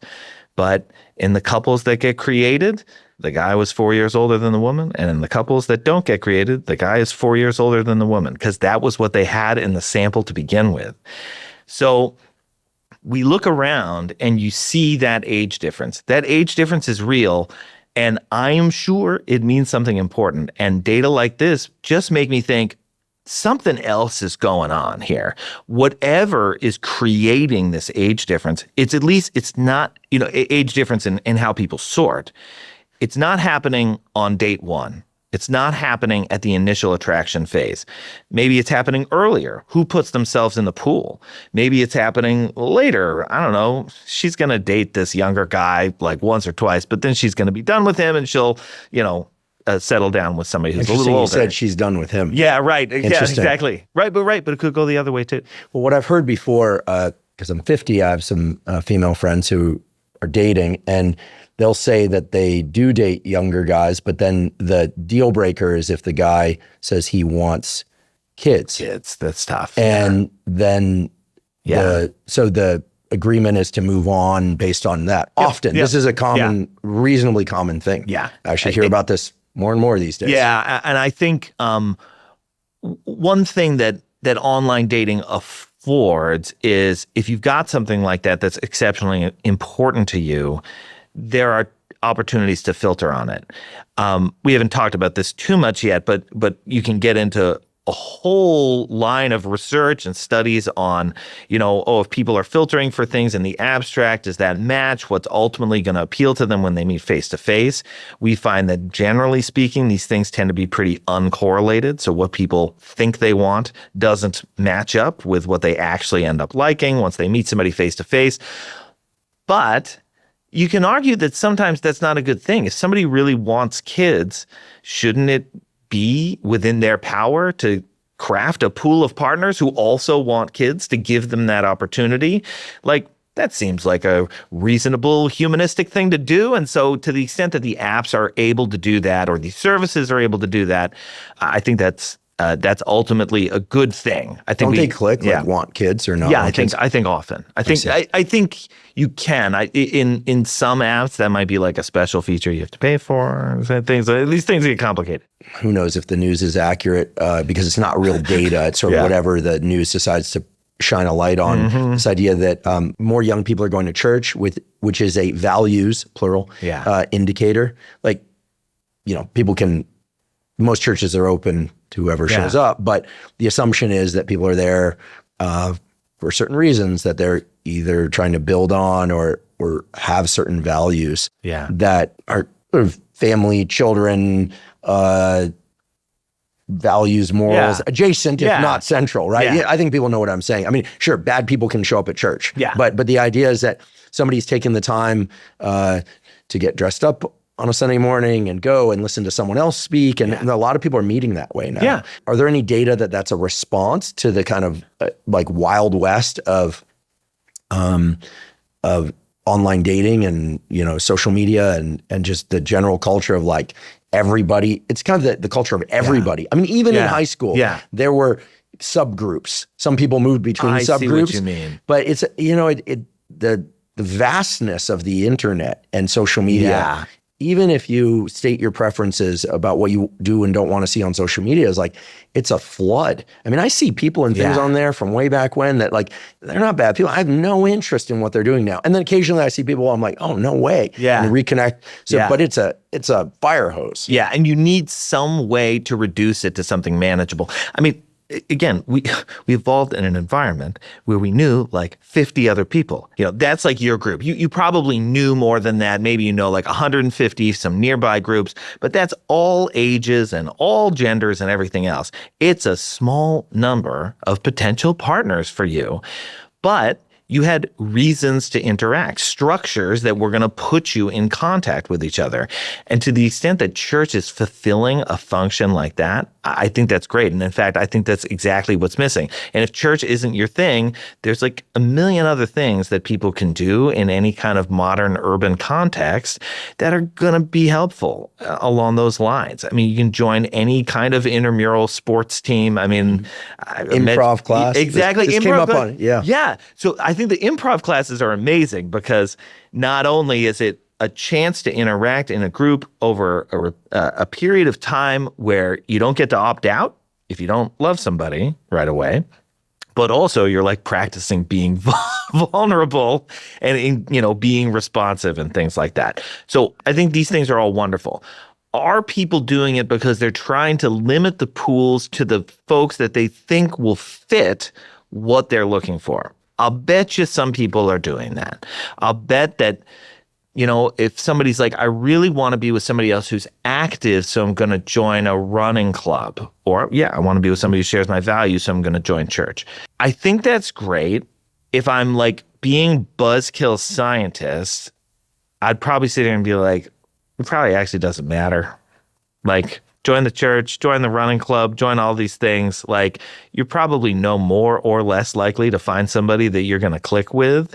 It's more about getting yourself in a small group environment. Exactly. Mm-hmm. But I'll be the first to say, like, when it comes to like the base rates of these things, like if your goal was, in 90 days, I want to be in a relationship, what are the things I should do that give me the best likelihood? I'm embarrassed to say my field can't answer that question. I can't tell you, use 2 apps and use these 2 apps and go to church. Don't join kickball because they're a mess. I was a kickball player, so I'm allowed to say that. But you should join the running club. We can't answer questions like that. So in the absence of that kind of specificity, my answer is always just be around people on repeated occasions. I'm not trying to provide pushback here. I'm not qualified to do it because I'm going to come from a totally different field. But I feel like there's certain smallish group environments like church, but there could be other examples, like for instance, like a hiking club or rock climbing or something like that, where there's kind of this shouldn't be the reason people do it, like the only reason people do it. But let's say people pair up as a consequence of time there. That the culture of that thing provides additional opportunities to grow the relationship with peers. Right? Because there's certain things like you join an improv class, great. Like my sister's really into drama and theater, still does theater classes for her own enrichment. But but if you meet someone there, it's not like the culture around it sort of cultivates the evolution of the relationship. Like whereas in like church, like you might even get married in that church. In the context of a hiking club, like you might be out with the other couples that you meet or single people that you meet for many years. Like you can sort of it's a community that can grow over time. Certain things, here I'm showing my ignorance around improv classes, but certain things like a pottery class or pickleball or something, like it doesn't just at face value present a sort of trajectory of like, that's right. I'm sounding really nerdy here, but kind of like a set of maturational stages that you can continue to like be in the relationship there. Does that make sense? Yep, absolutely. Really stumbling for the words here. No. I totally get it. This, by the way, is a great reason to not meet people at work. Not meet people at work. I'm not trying to like throw a cold blanket on people that decide to meet people at work, but oftentimes it's the challenge. Oftentimes the relationship doesn't necessarily flourish in the context of the work environment. It's not like the work environment makes the relationship grow. I've seen more things split over time if both people work there. Oftentimes they have to move to separate buildings. Right. Just for a variety of reasons. But it's not like the culture encourages it. Whereas there's certain things that are a bit more, since you were talking for a moment there like an evolutionary biologist, like we evolved in small villages and small groups where you had peers and elders that provide this positive reinforcement on relationship. It's kind of an interesting thing, like no matter how evolved we are or progressive we are, I don't know many women that ask men to marry them in 2026. I'm sure they're out there, but it's still the tacit assumption that men are going to do the asking. Just saying. Okay, so how progressive are we really, right? It's also true that when people get married, most of the time, they stand up in front of other people and state their vows. This is not like, under the bed sheets, I promise. This is like a public disclosure. These days it ends up on Instagram. There's clearly a feedback that comes from being part of a larger structure that reinforces relationships over time. And it can be a big You promised. You didn't just promise to me, you promised to the whole world. Right? And that can be an important source of support too, because then it's that at least the subjective sense, like these people have our backs, right? If we run into hard times, there's a community that's going to be there and support us. And then I think you're right on the initial attraction side, having a sense that we're part of this larger collective, that there's something about that feels good and provides structure that can help keep moving things forward. And you're right that the workplace context is particularly tricky because many workplaces don't want to encourage that kind of thing. And it's going to often happen anyway.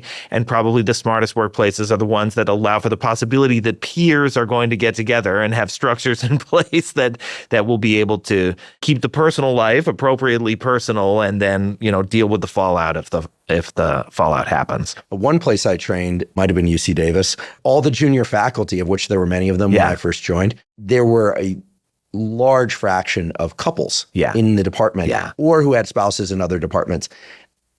I think more than 80% of those couples ended up divorced. Now, Now, we can't, there are a lot of variables there. Fortunately, most of them are on good terms. I can't say they ended up with other people in the department. That didn't happen.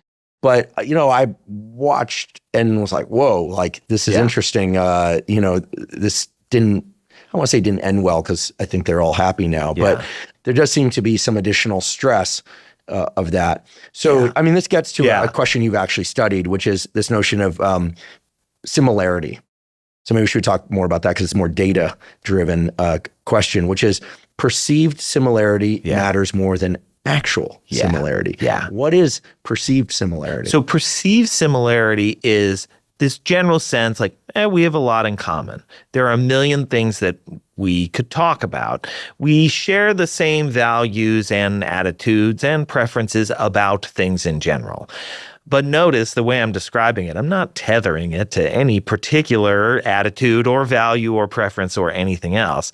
Because it's so free-floating, I, as the perceiver, get to attach it to whatever I want.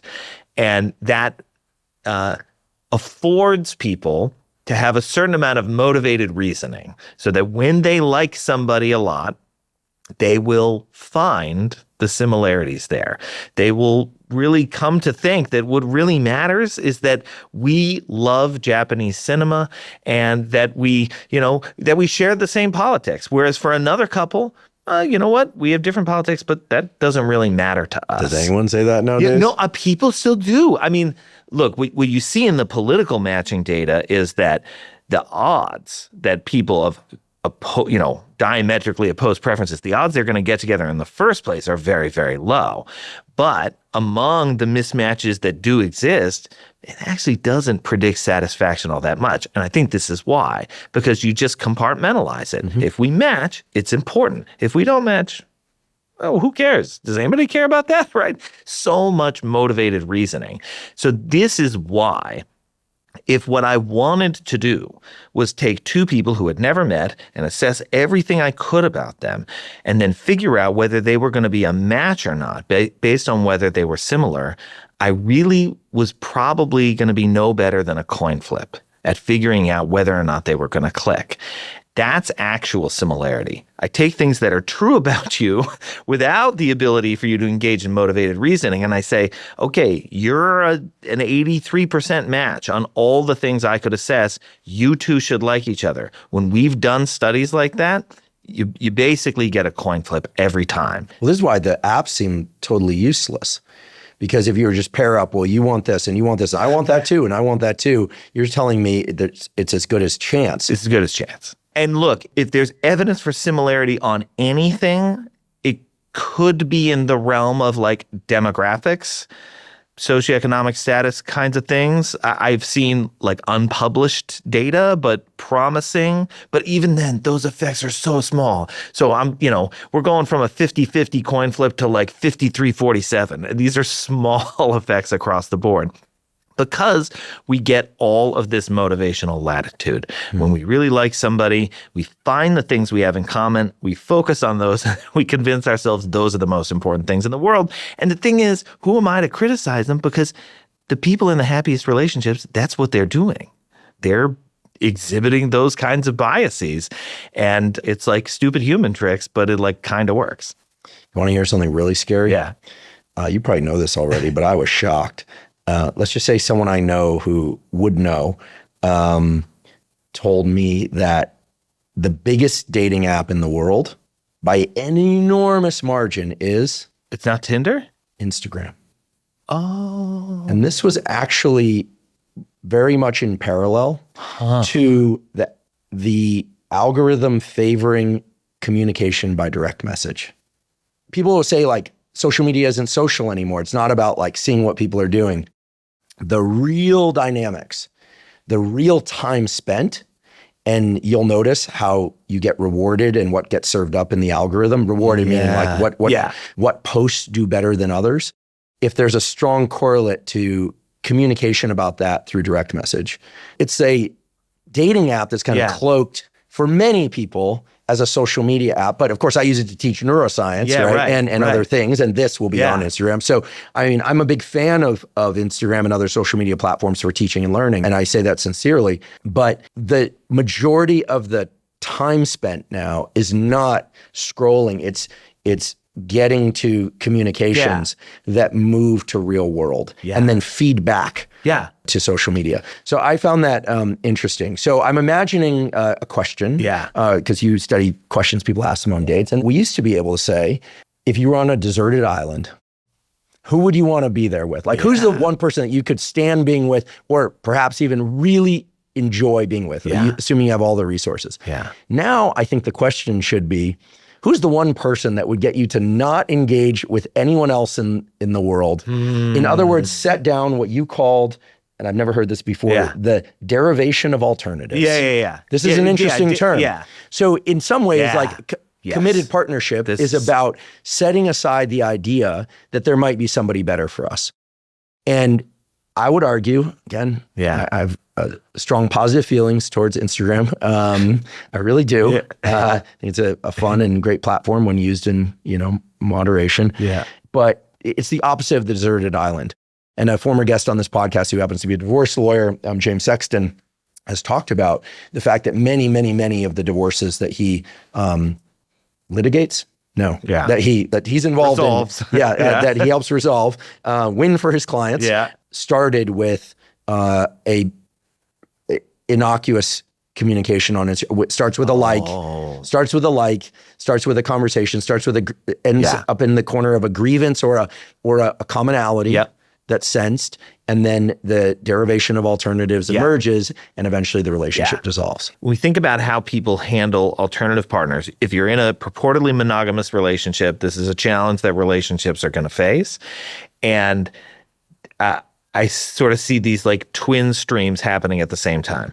So what you see in general is that for people who are in relationships, and especially if they are happy in that relationship, any alternative partner that you can throw at them, they will tend to think that that alternative partner is pretty weak sauce.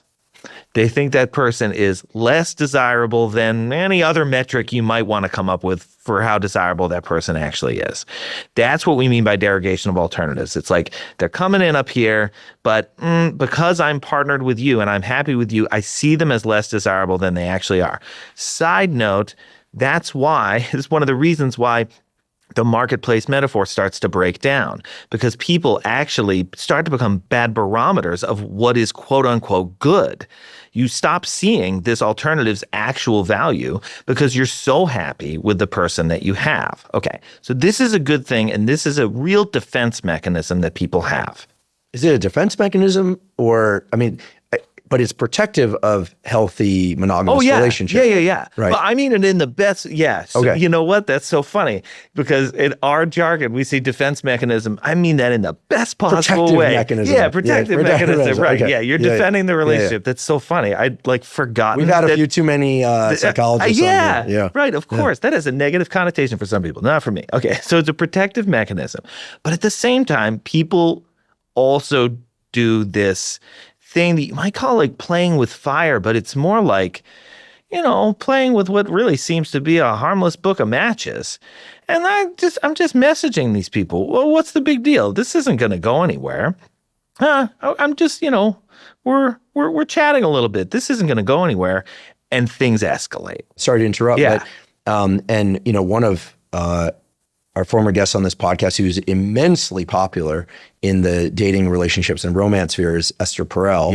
And I don't want to put words in her mouth, but I think the perception about some of her messaging, whether accurate or not, is that there can be some value to, in her first book, I think, and I haven't read it, but the excerpt that was relayed to me was this notion someone isn't feeling as much chemistry in their relationship. So the woman, this wouldn't happen nowadays most likely, but goes to a bar and flirts a bit, and then some sense of sexual confidence is restored. And then her husband is then attracted to her differently again. And, I've heard the more crude phrase, doesn't matter where you get your appetite as long as you eat at home. This is more of the 1950s, 60s variety. By the way, none of these statements come from me, although my mouth is saying them. These are things that you hear out there, right? Yeah. Directly in opposition to what you're saying, which is not to say that what you're saying is wrong. I just think that there was about a 20 or 30 year period there where people kind of assumed that monogamy could thrive despite the inputs, and monogamy could thrive perhaps even better if people acknowledge this aspect of self that is still attracted to other people. They talk about it. What you're talking about is really a more of a protective cloak around the commitment. I do sense people are veering back toward that, what you're describing. You know how I think about it is it's the protective cloak, that's sort of there as a baseline, but then signals will get through sometimes because you're messing around on Instagram, but sometimes because you went to the bar with your friends and there was this cute guy who was chatting you up. And the evidence there too, I think the way Esther would interpret it and what you see in the data also suggests something like a protective mechanism. Again, it's playing with fire, but if you look in studies where they ask people, have a sexual fantasy about your partner. Now, how much sexual desire do you feel for your partner? It has gone up. Great. That's pretty straightforward. Now, please have a sexual fantasy about, I don't know, whoever's in second place. That's not your partner. Then you start having sexual feelings for that person. And you start having sexual feelings for your partner at the same time. So it's exactly the metaphor that you're describing, that when we feel a sense of attraction, it can rebound onto our partner. And by the way, it doesn't happen in the reverse, okay? So the partner, your current partner, again, for most people in happy relationships, holds a special position, you might say, where even when there is a little bit of a threat, and I've noticed somebody, it rebounds somewhat. I don't advise that people go out and do this. Are you saying it rebounds like it's a fuel for the relationship? Yeah. The way that Esther and other people have talked about? That's a real thing. Yeah. Yep. I mean, it's recent studies. I can point to one or two. They're all like within the last few years. This is going to be very uncomfortable for some people to hear that their partner may come home immensely attracted to them because they had some sort of interaction during the day of either being attracted to someone or receiving signals of attractiveness. Right. Where I am 1,000% with Esther is that the danger, the problem is not that your partner was sexually attracted to somebody else. The problem is usually in the escalation. It's, but now are they like repeatedly hanging out with them and having like conversations that they feel secretive about, or that, if it's you, that you feel secretive about. Those are the warning signs, because then what will start to happen is that the protective layer that people typically put around their partners, it will start to erode. And that's when people are at a greater risk of infidelity. It's usually a process like that. The simple fact that we can be attracted to other people, that is not a problem for the average relationship. It's the repeated follow-through on that attraction that becomes a problem. And that's something that evolved in recent years, that there used to be far more transient interactions that would never resurface again. Right. You sit next to someone on a plane, you'd have a conversation, there might be attraction, there might not be, but you develop some degree of intimacy. Some people would disclose a lot on planes, and then you never hear or talk to them again. Nowadays, there's almost always an opportunity for people to follow up and connect with people. That's what James Sexton is referring to when he talks about social media being borrowing other person's language here, an attack vector, on a relationship. And maybe that is a good reason for people who are in committed relationships to just get off of social media, period. But it's also a context where people spend, quote unquote, spend time with people for other reasons. It's tricky. If I don't recommend using that sort of process to bolster your relationship. I guess if you're going to do it, try to do it by watching somebody, figure out if you're a man who's with a woman, just ask her, like, what actor does she have the hots for? And like, be kind enough to watch a movie featuring him. Like, maybe that's a way to make this work for you. What about in the reverse? Or the reverse. Yeah, sure. Some of the, what appear to be the strongest and happiest couples that I know very little about their dynamics, period. Which is kind of an interesting thing in its own right. But some of the people that are in that set seem to have a pretty relaxed rapport around, so-and-so, referring to their spouse, really likes that actor or actress. It's just kind of a thing that they understand, but it's over there, right? It's at a distance. It feels safe, it's not like a looming threat. It's very different if it's about somebody that you both like know and spend time with. Mm-hmm. It's much more threatening in those cases. And I think that also is part of why that derogation process happens, is because that threat feels very uncomfortable. Like, even if it's your attraction, like, you kind of want to downplay it, because the thought of what would it mean if I'm like with the wrong person, or like what would happen if this thing spiraled out of control? It's upsetting for most people. I mean, we take all this time to build a relationship up to be this thing that we really value, that's a central part of our lives. The thought that like it could disappear at a moment's notice because of a mistake that we would make, it can be threatening to most people, even if we're imagining ourselves engaging in the actions that would bring things to an end. I heard a really scary story that may or may not be informative. I think it is, and maybe you can help me understand it. Anytime someone starts a story with "I have a friend," it gets a little weird. But based on an observation I had a long time ago, where I was going to a gym, and I had a truly just platonic friendship with this woman. She would go to the gym too. Back then, not a lot of women worked out in gyms, if I'm honest. It was like not a lot of women lifted weights. It was like something that was kind of reserved for guys or for female bodybuilders. But she wasn't a bodybuilder, but she liked lifting weights. Yeah, and super fit. She's a super accomplished athlete now. She one day when we were leaving, she was like really upset. I was like, "What's up?" And she's like, "All these guys kept coming up to me," and I'm like, "Well, that's happening all the time." Like, she's like, "No, they were all really unattractive." And I said, "Okay, well, you're good at dealing with," like, she was very skilled. She's very beautiful then and now. And so very skilled at like saying, "Thanks, but no thanks." Yeah. And then she said something that was absolutely like shocking to me, that I've shared with other female friends and some men, and they always go, "No way." And she said, "I feel like I have to go like flirt with a really attractive guy now."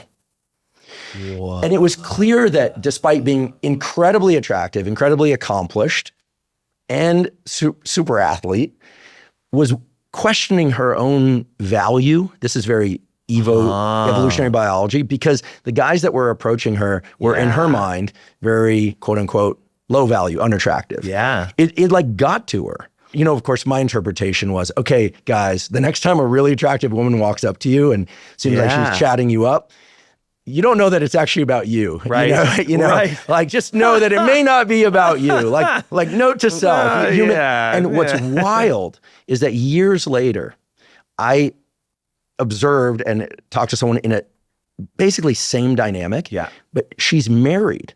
And she said, if a bunch of people always hit on this other woman too.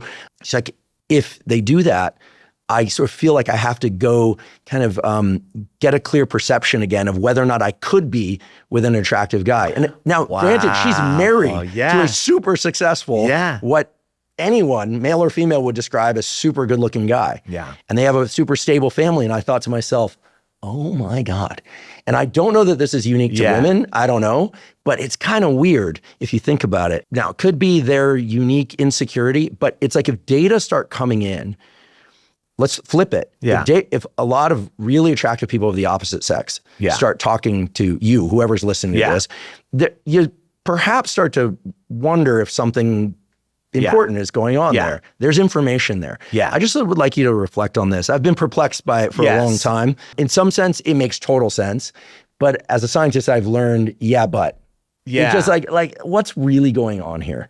I think the part of the story that's the most head scratching is that they're in relationships. So shouldn't they be— in the second case. In the second case. Yeah. So shouldn't they be getting the feedback that's positive on a regular basis anyway? Let's, for the sake of argument, just assume that she was. So she was getting positive feedback at home, and yet the experience of having less appealing men come up to her led her to feel like, ooh, I need to do something to reaffirm. Well, I think it was a question. Am I losing it? Was kind of the language that came out. Am I losing it? Whatever it was. Yeah. One of the reasons that scientifically I am out here like questioning the usefulness of the mate value construct is because I know that people of quote unquote low value can have absolutely fantastic relationships, and people of quote unquote high value can have absolutely terrible relationships. Oh, I've observed that many times. Sure. There you go. Yeah. So that happens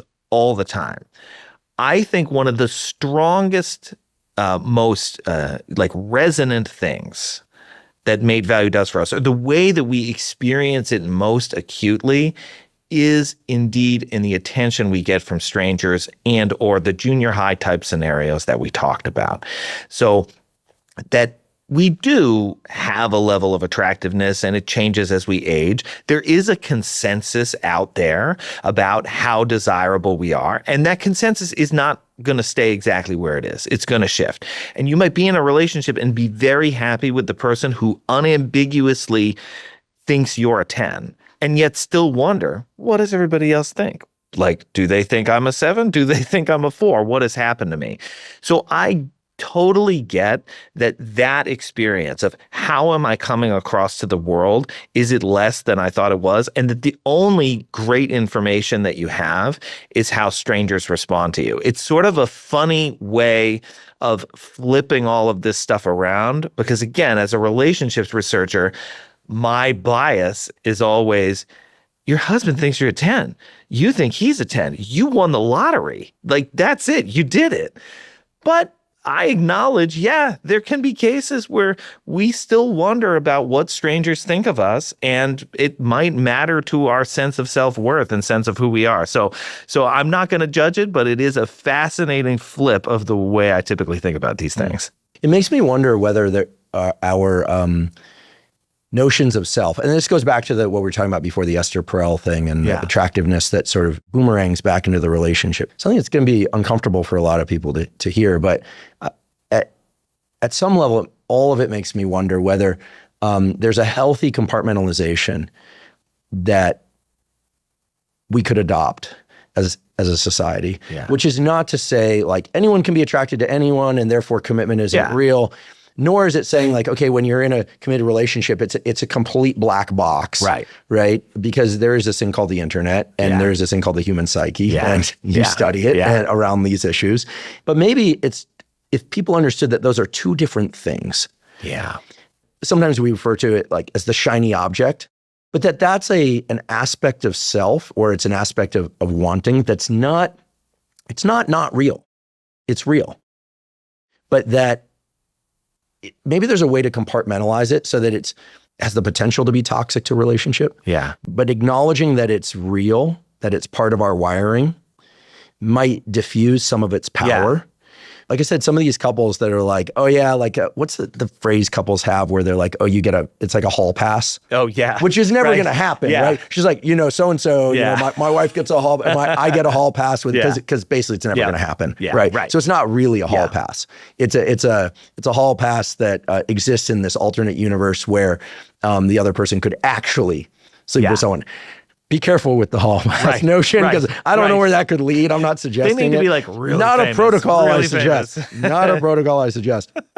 But it's kind of interesting because the parallel that comes to mind is, if you're in Los Angeles long enough, you get to know some people who are actors. And from time to time, you'll run into somebody, male or female, who was a spectacular actor, had an amazing run on a comedy series or movies, and they're no longer working. And it is a bimodal distribution.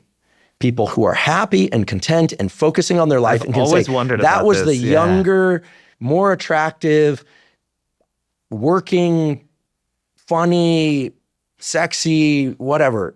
And this is men and women versus the like tortured, I'm not getting work. The work is not as good as it used to be. I mean, it's like, and I've seen this with people who had fame young for other reasons in sports and things like that, and they are crushed.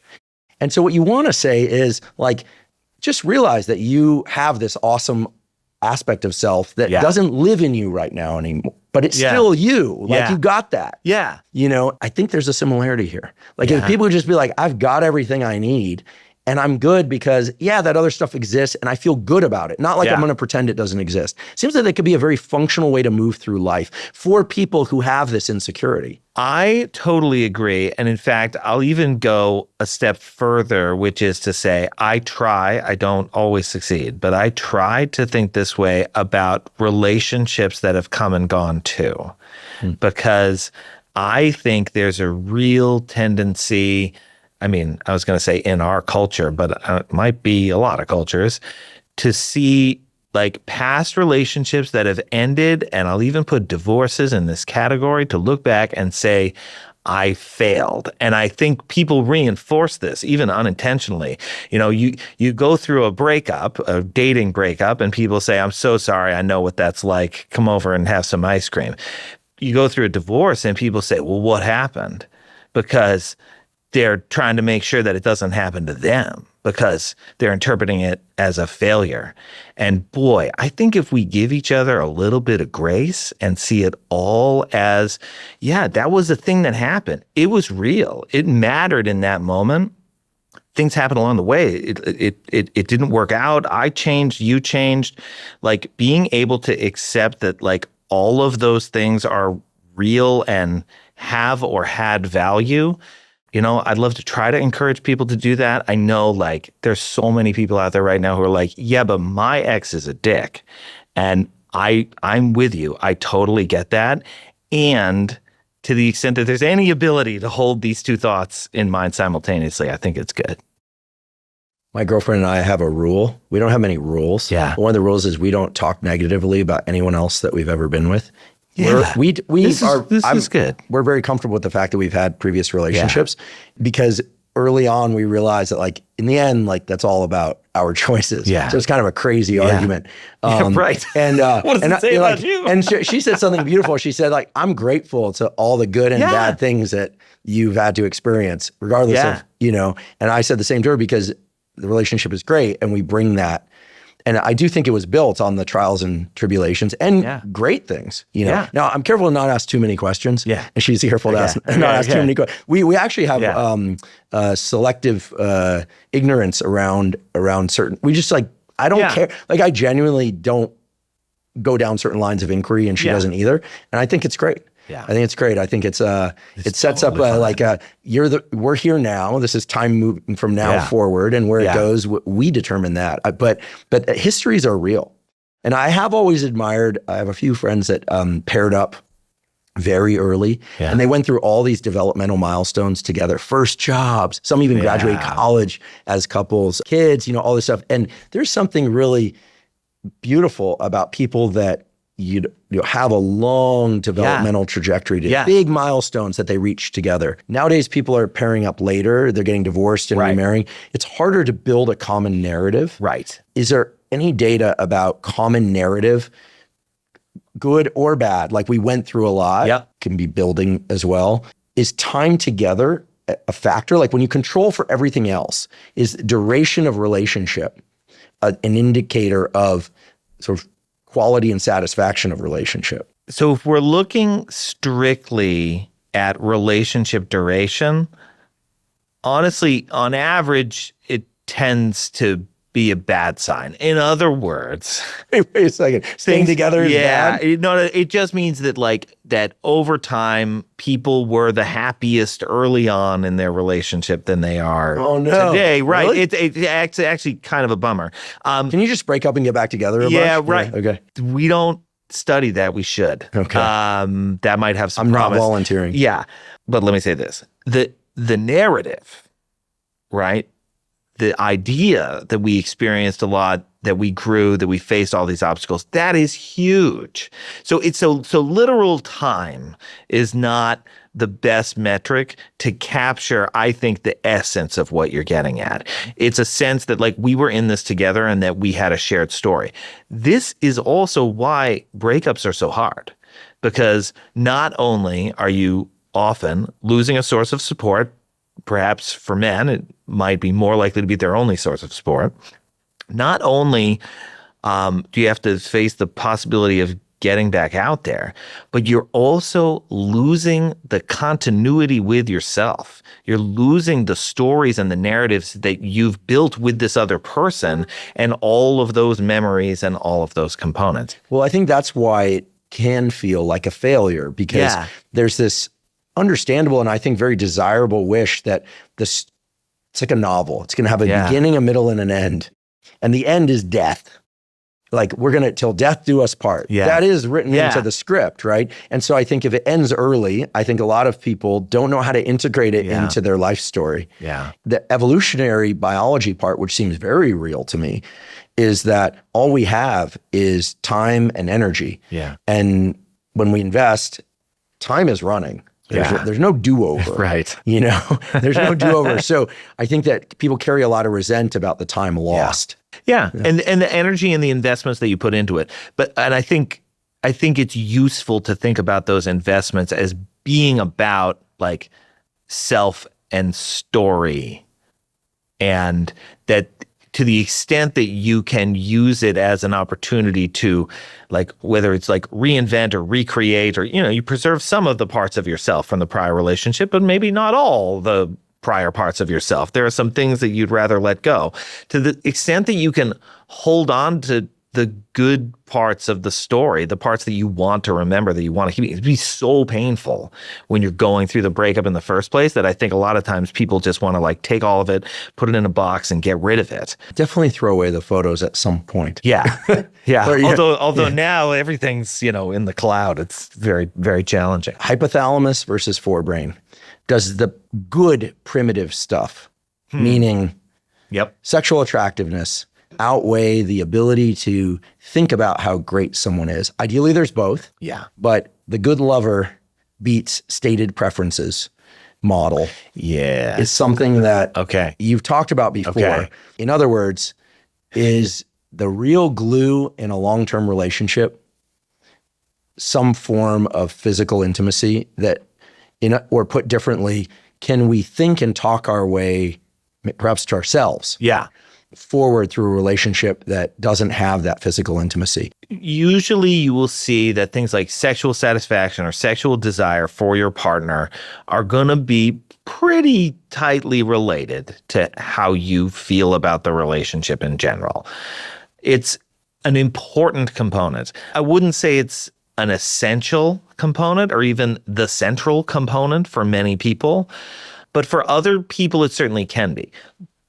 And I do believe in the Church of Esther Perel, which is that there are ways of recultivating sexual feelings about somebody, that actually our sexual feelings about somebody, it's not like a switch where it's just on or it's off and we know just when we look at them, that sometimes it's about the things we're talking about, the time we spend together or the time that we spend apart, and that can be rekindling in various ways. So I think the key thing for me is not to engage in fatalism about the sexual desire component. That when the passion fades in a relationship, that doesn't mean that it's gone forever. It might not be something that you feel like every day at 7 p.m. anymore.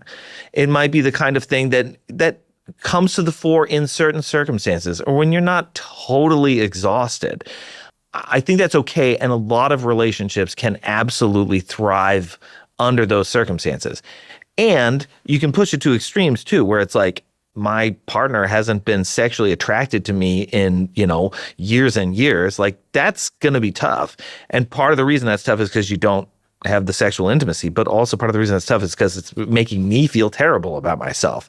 So these things all like cascade in various negative ways, but I think they can also be helped in ways too that engage some of these more, the parts of our brains that at least we're more aware of and have some agency over.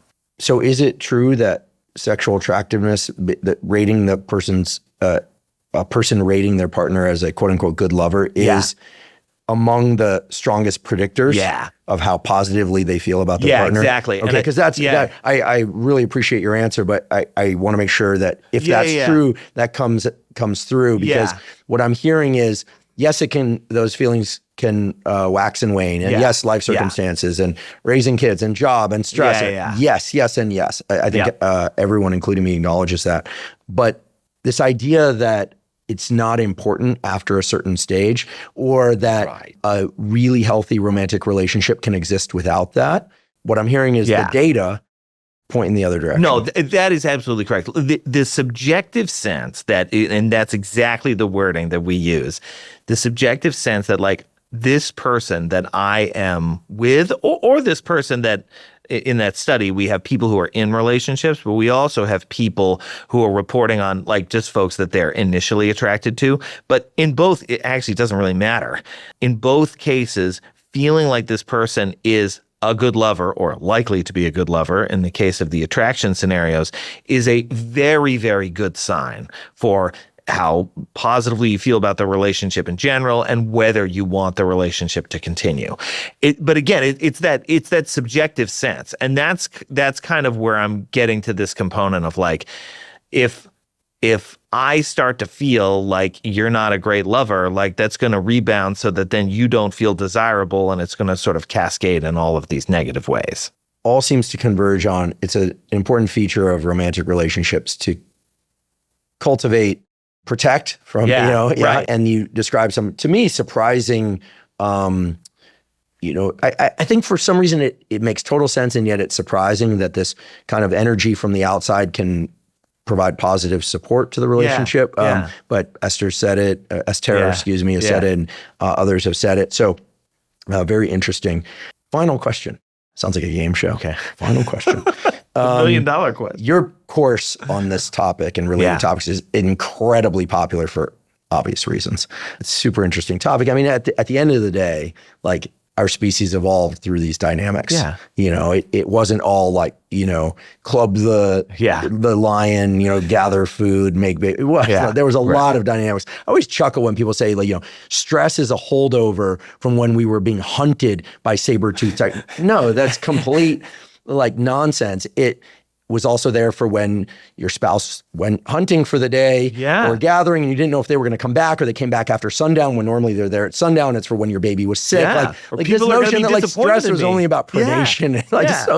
It's just so stupid. I'd like to have words with whoever came up with that. It's so dumb. It's not true. Yeah. What are the questions that students are asking most often nowadays? Because I realize that as a 50-year-old male, I suffer from a number of different delusions about relationships as it is for people in their 20s, 30s now, and maybe for everybody, because we're all in our own experience. But I think even though the college classroom is not a perfect sample by any stretch, presumably there are a lot of different people in there. Yeah.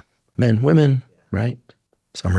Most are probably straight, some are gay, on average 2%. Like you're going to get a lot of questions. Yeah. What are the big questions that people seem to want answered that you're just hearing over and over again, that are both in the direction of like, this is a challenge, but also like, what's going right out there? Is anything going right? I think most of the questions are about like there is often an assumption that like, but these days it's so screwed up. That's what they're saying. Yeah. Like, you just have this undercurrent. It's almost like, and I worry about this sometimes, that when I teach the science on these topics, there's a general sense of, okay, but this is science from the before times. Like like today, when the apps have controlled everything and like nobody goes out anymore, like what are we supposed to do? And sometimes I fall back on look, like these groups and things like we were talking about, these clubs, they're still out there. You can still get out there and meet people. Activities. Yeah, activities. Like through these avenues, they tend to work pretty well. And at the same time, I have to acknowledge that the generations are going to change. And these folks' experiences will be different than the experiences that my generation had. So I think in many ways, this ends up being the challenge to convey the science to folks, but also do it in a way that shows that you're being responsive and aware of the fact that any generation feels like, but things have changed now. And sometimes it takes a while to know, like, what has really changed. I do think that these students go out less often. I think they drink less often. I think they aren't spending time socializing in the same way, and they're interfacing more with technology. That's probably helping some people, and it's probably really making it hard for some other people. And so, I try to like live the example of, hey, like I spent time hanging out with people in groups and it was hard and I got rejected and, my high school girlfriend dumped me, but I ended up doing okay. And I hope that other people can like resonate with that message in my classes. Love it. And I'm also hearing perhaps don't just sign up for something, but be the person who organizes it. Yeah. I love this. I love this. You can throw a picnic or a party. And when I was a graduate student at Davis, I often didn't make it because I was in lab, but every Friday there was a pickup beach volleyball game. Oh, that's fantastic. And then people would go to, there was a Thai restaurant that was also a bar. That night sometimes ended the next morning. There was a tattoo shop right across the street that closed called American Graffiti. Oh, yeah. Okay. Yeah. Some people got tattoos. Yeah. And those guys do not recommend, and definitely don't get tattooed drunk. Probably don't even get, do what you want. But it was every Friday. Yeah. And there was only one rule, which is that you had to at least attempt to do the kind of like bump set approach to beach volleyball. Yeah. You couldn't just hit it across the net. And it didn't matter how bad you were, you had to do the three part. And then everyone would go really have Thai food. Yeah. Some people would have drinks if they drank. Some people would have a lot of drinks. They definitely drank.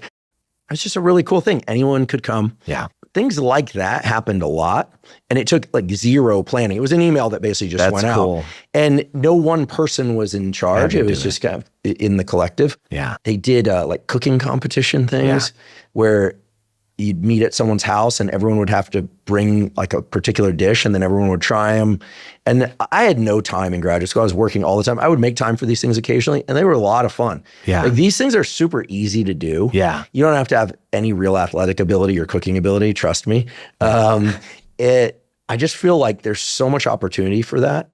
But the barrier must be really there for people if they're not doing these things. Cause I think it was just reflexive. Technology has a pull. And we can say it's the phones, but we could also say that it's whatever is on your TV. I mean, there's lots of reasons these days for people to stay in that just weren't there 20 to 30 years ago. I'd hope that the message would resonate like, gang, like these, whether it's the entertainment companies or the apps, they're trying to keep you away from real socialization. Young people, don't you like rebelling and stuff? Rebel against this, Exactly. Like form these groups, go out and meet people again in person.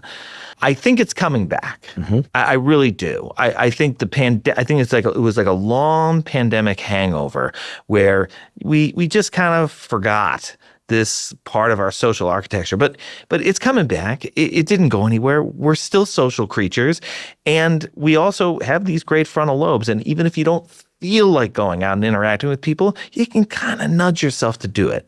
And I think that's pretty fantastic.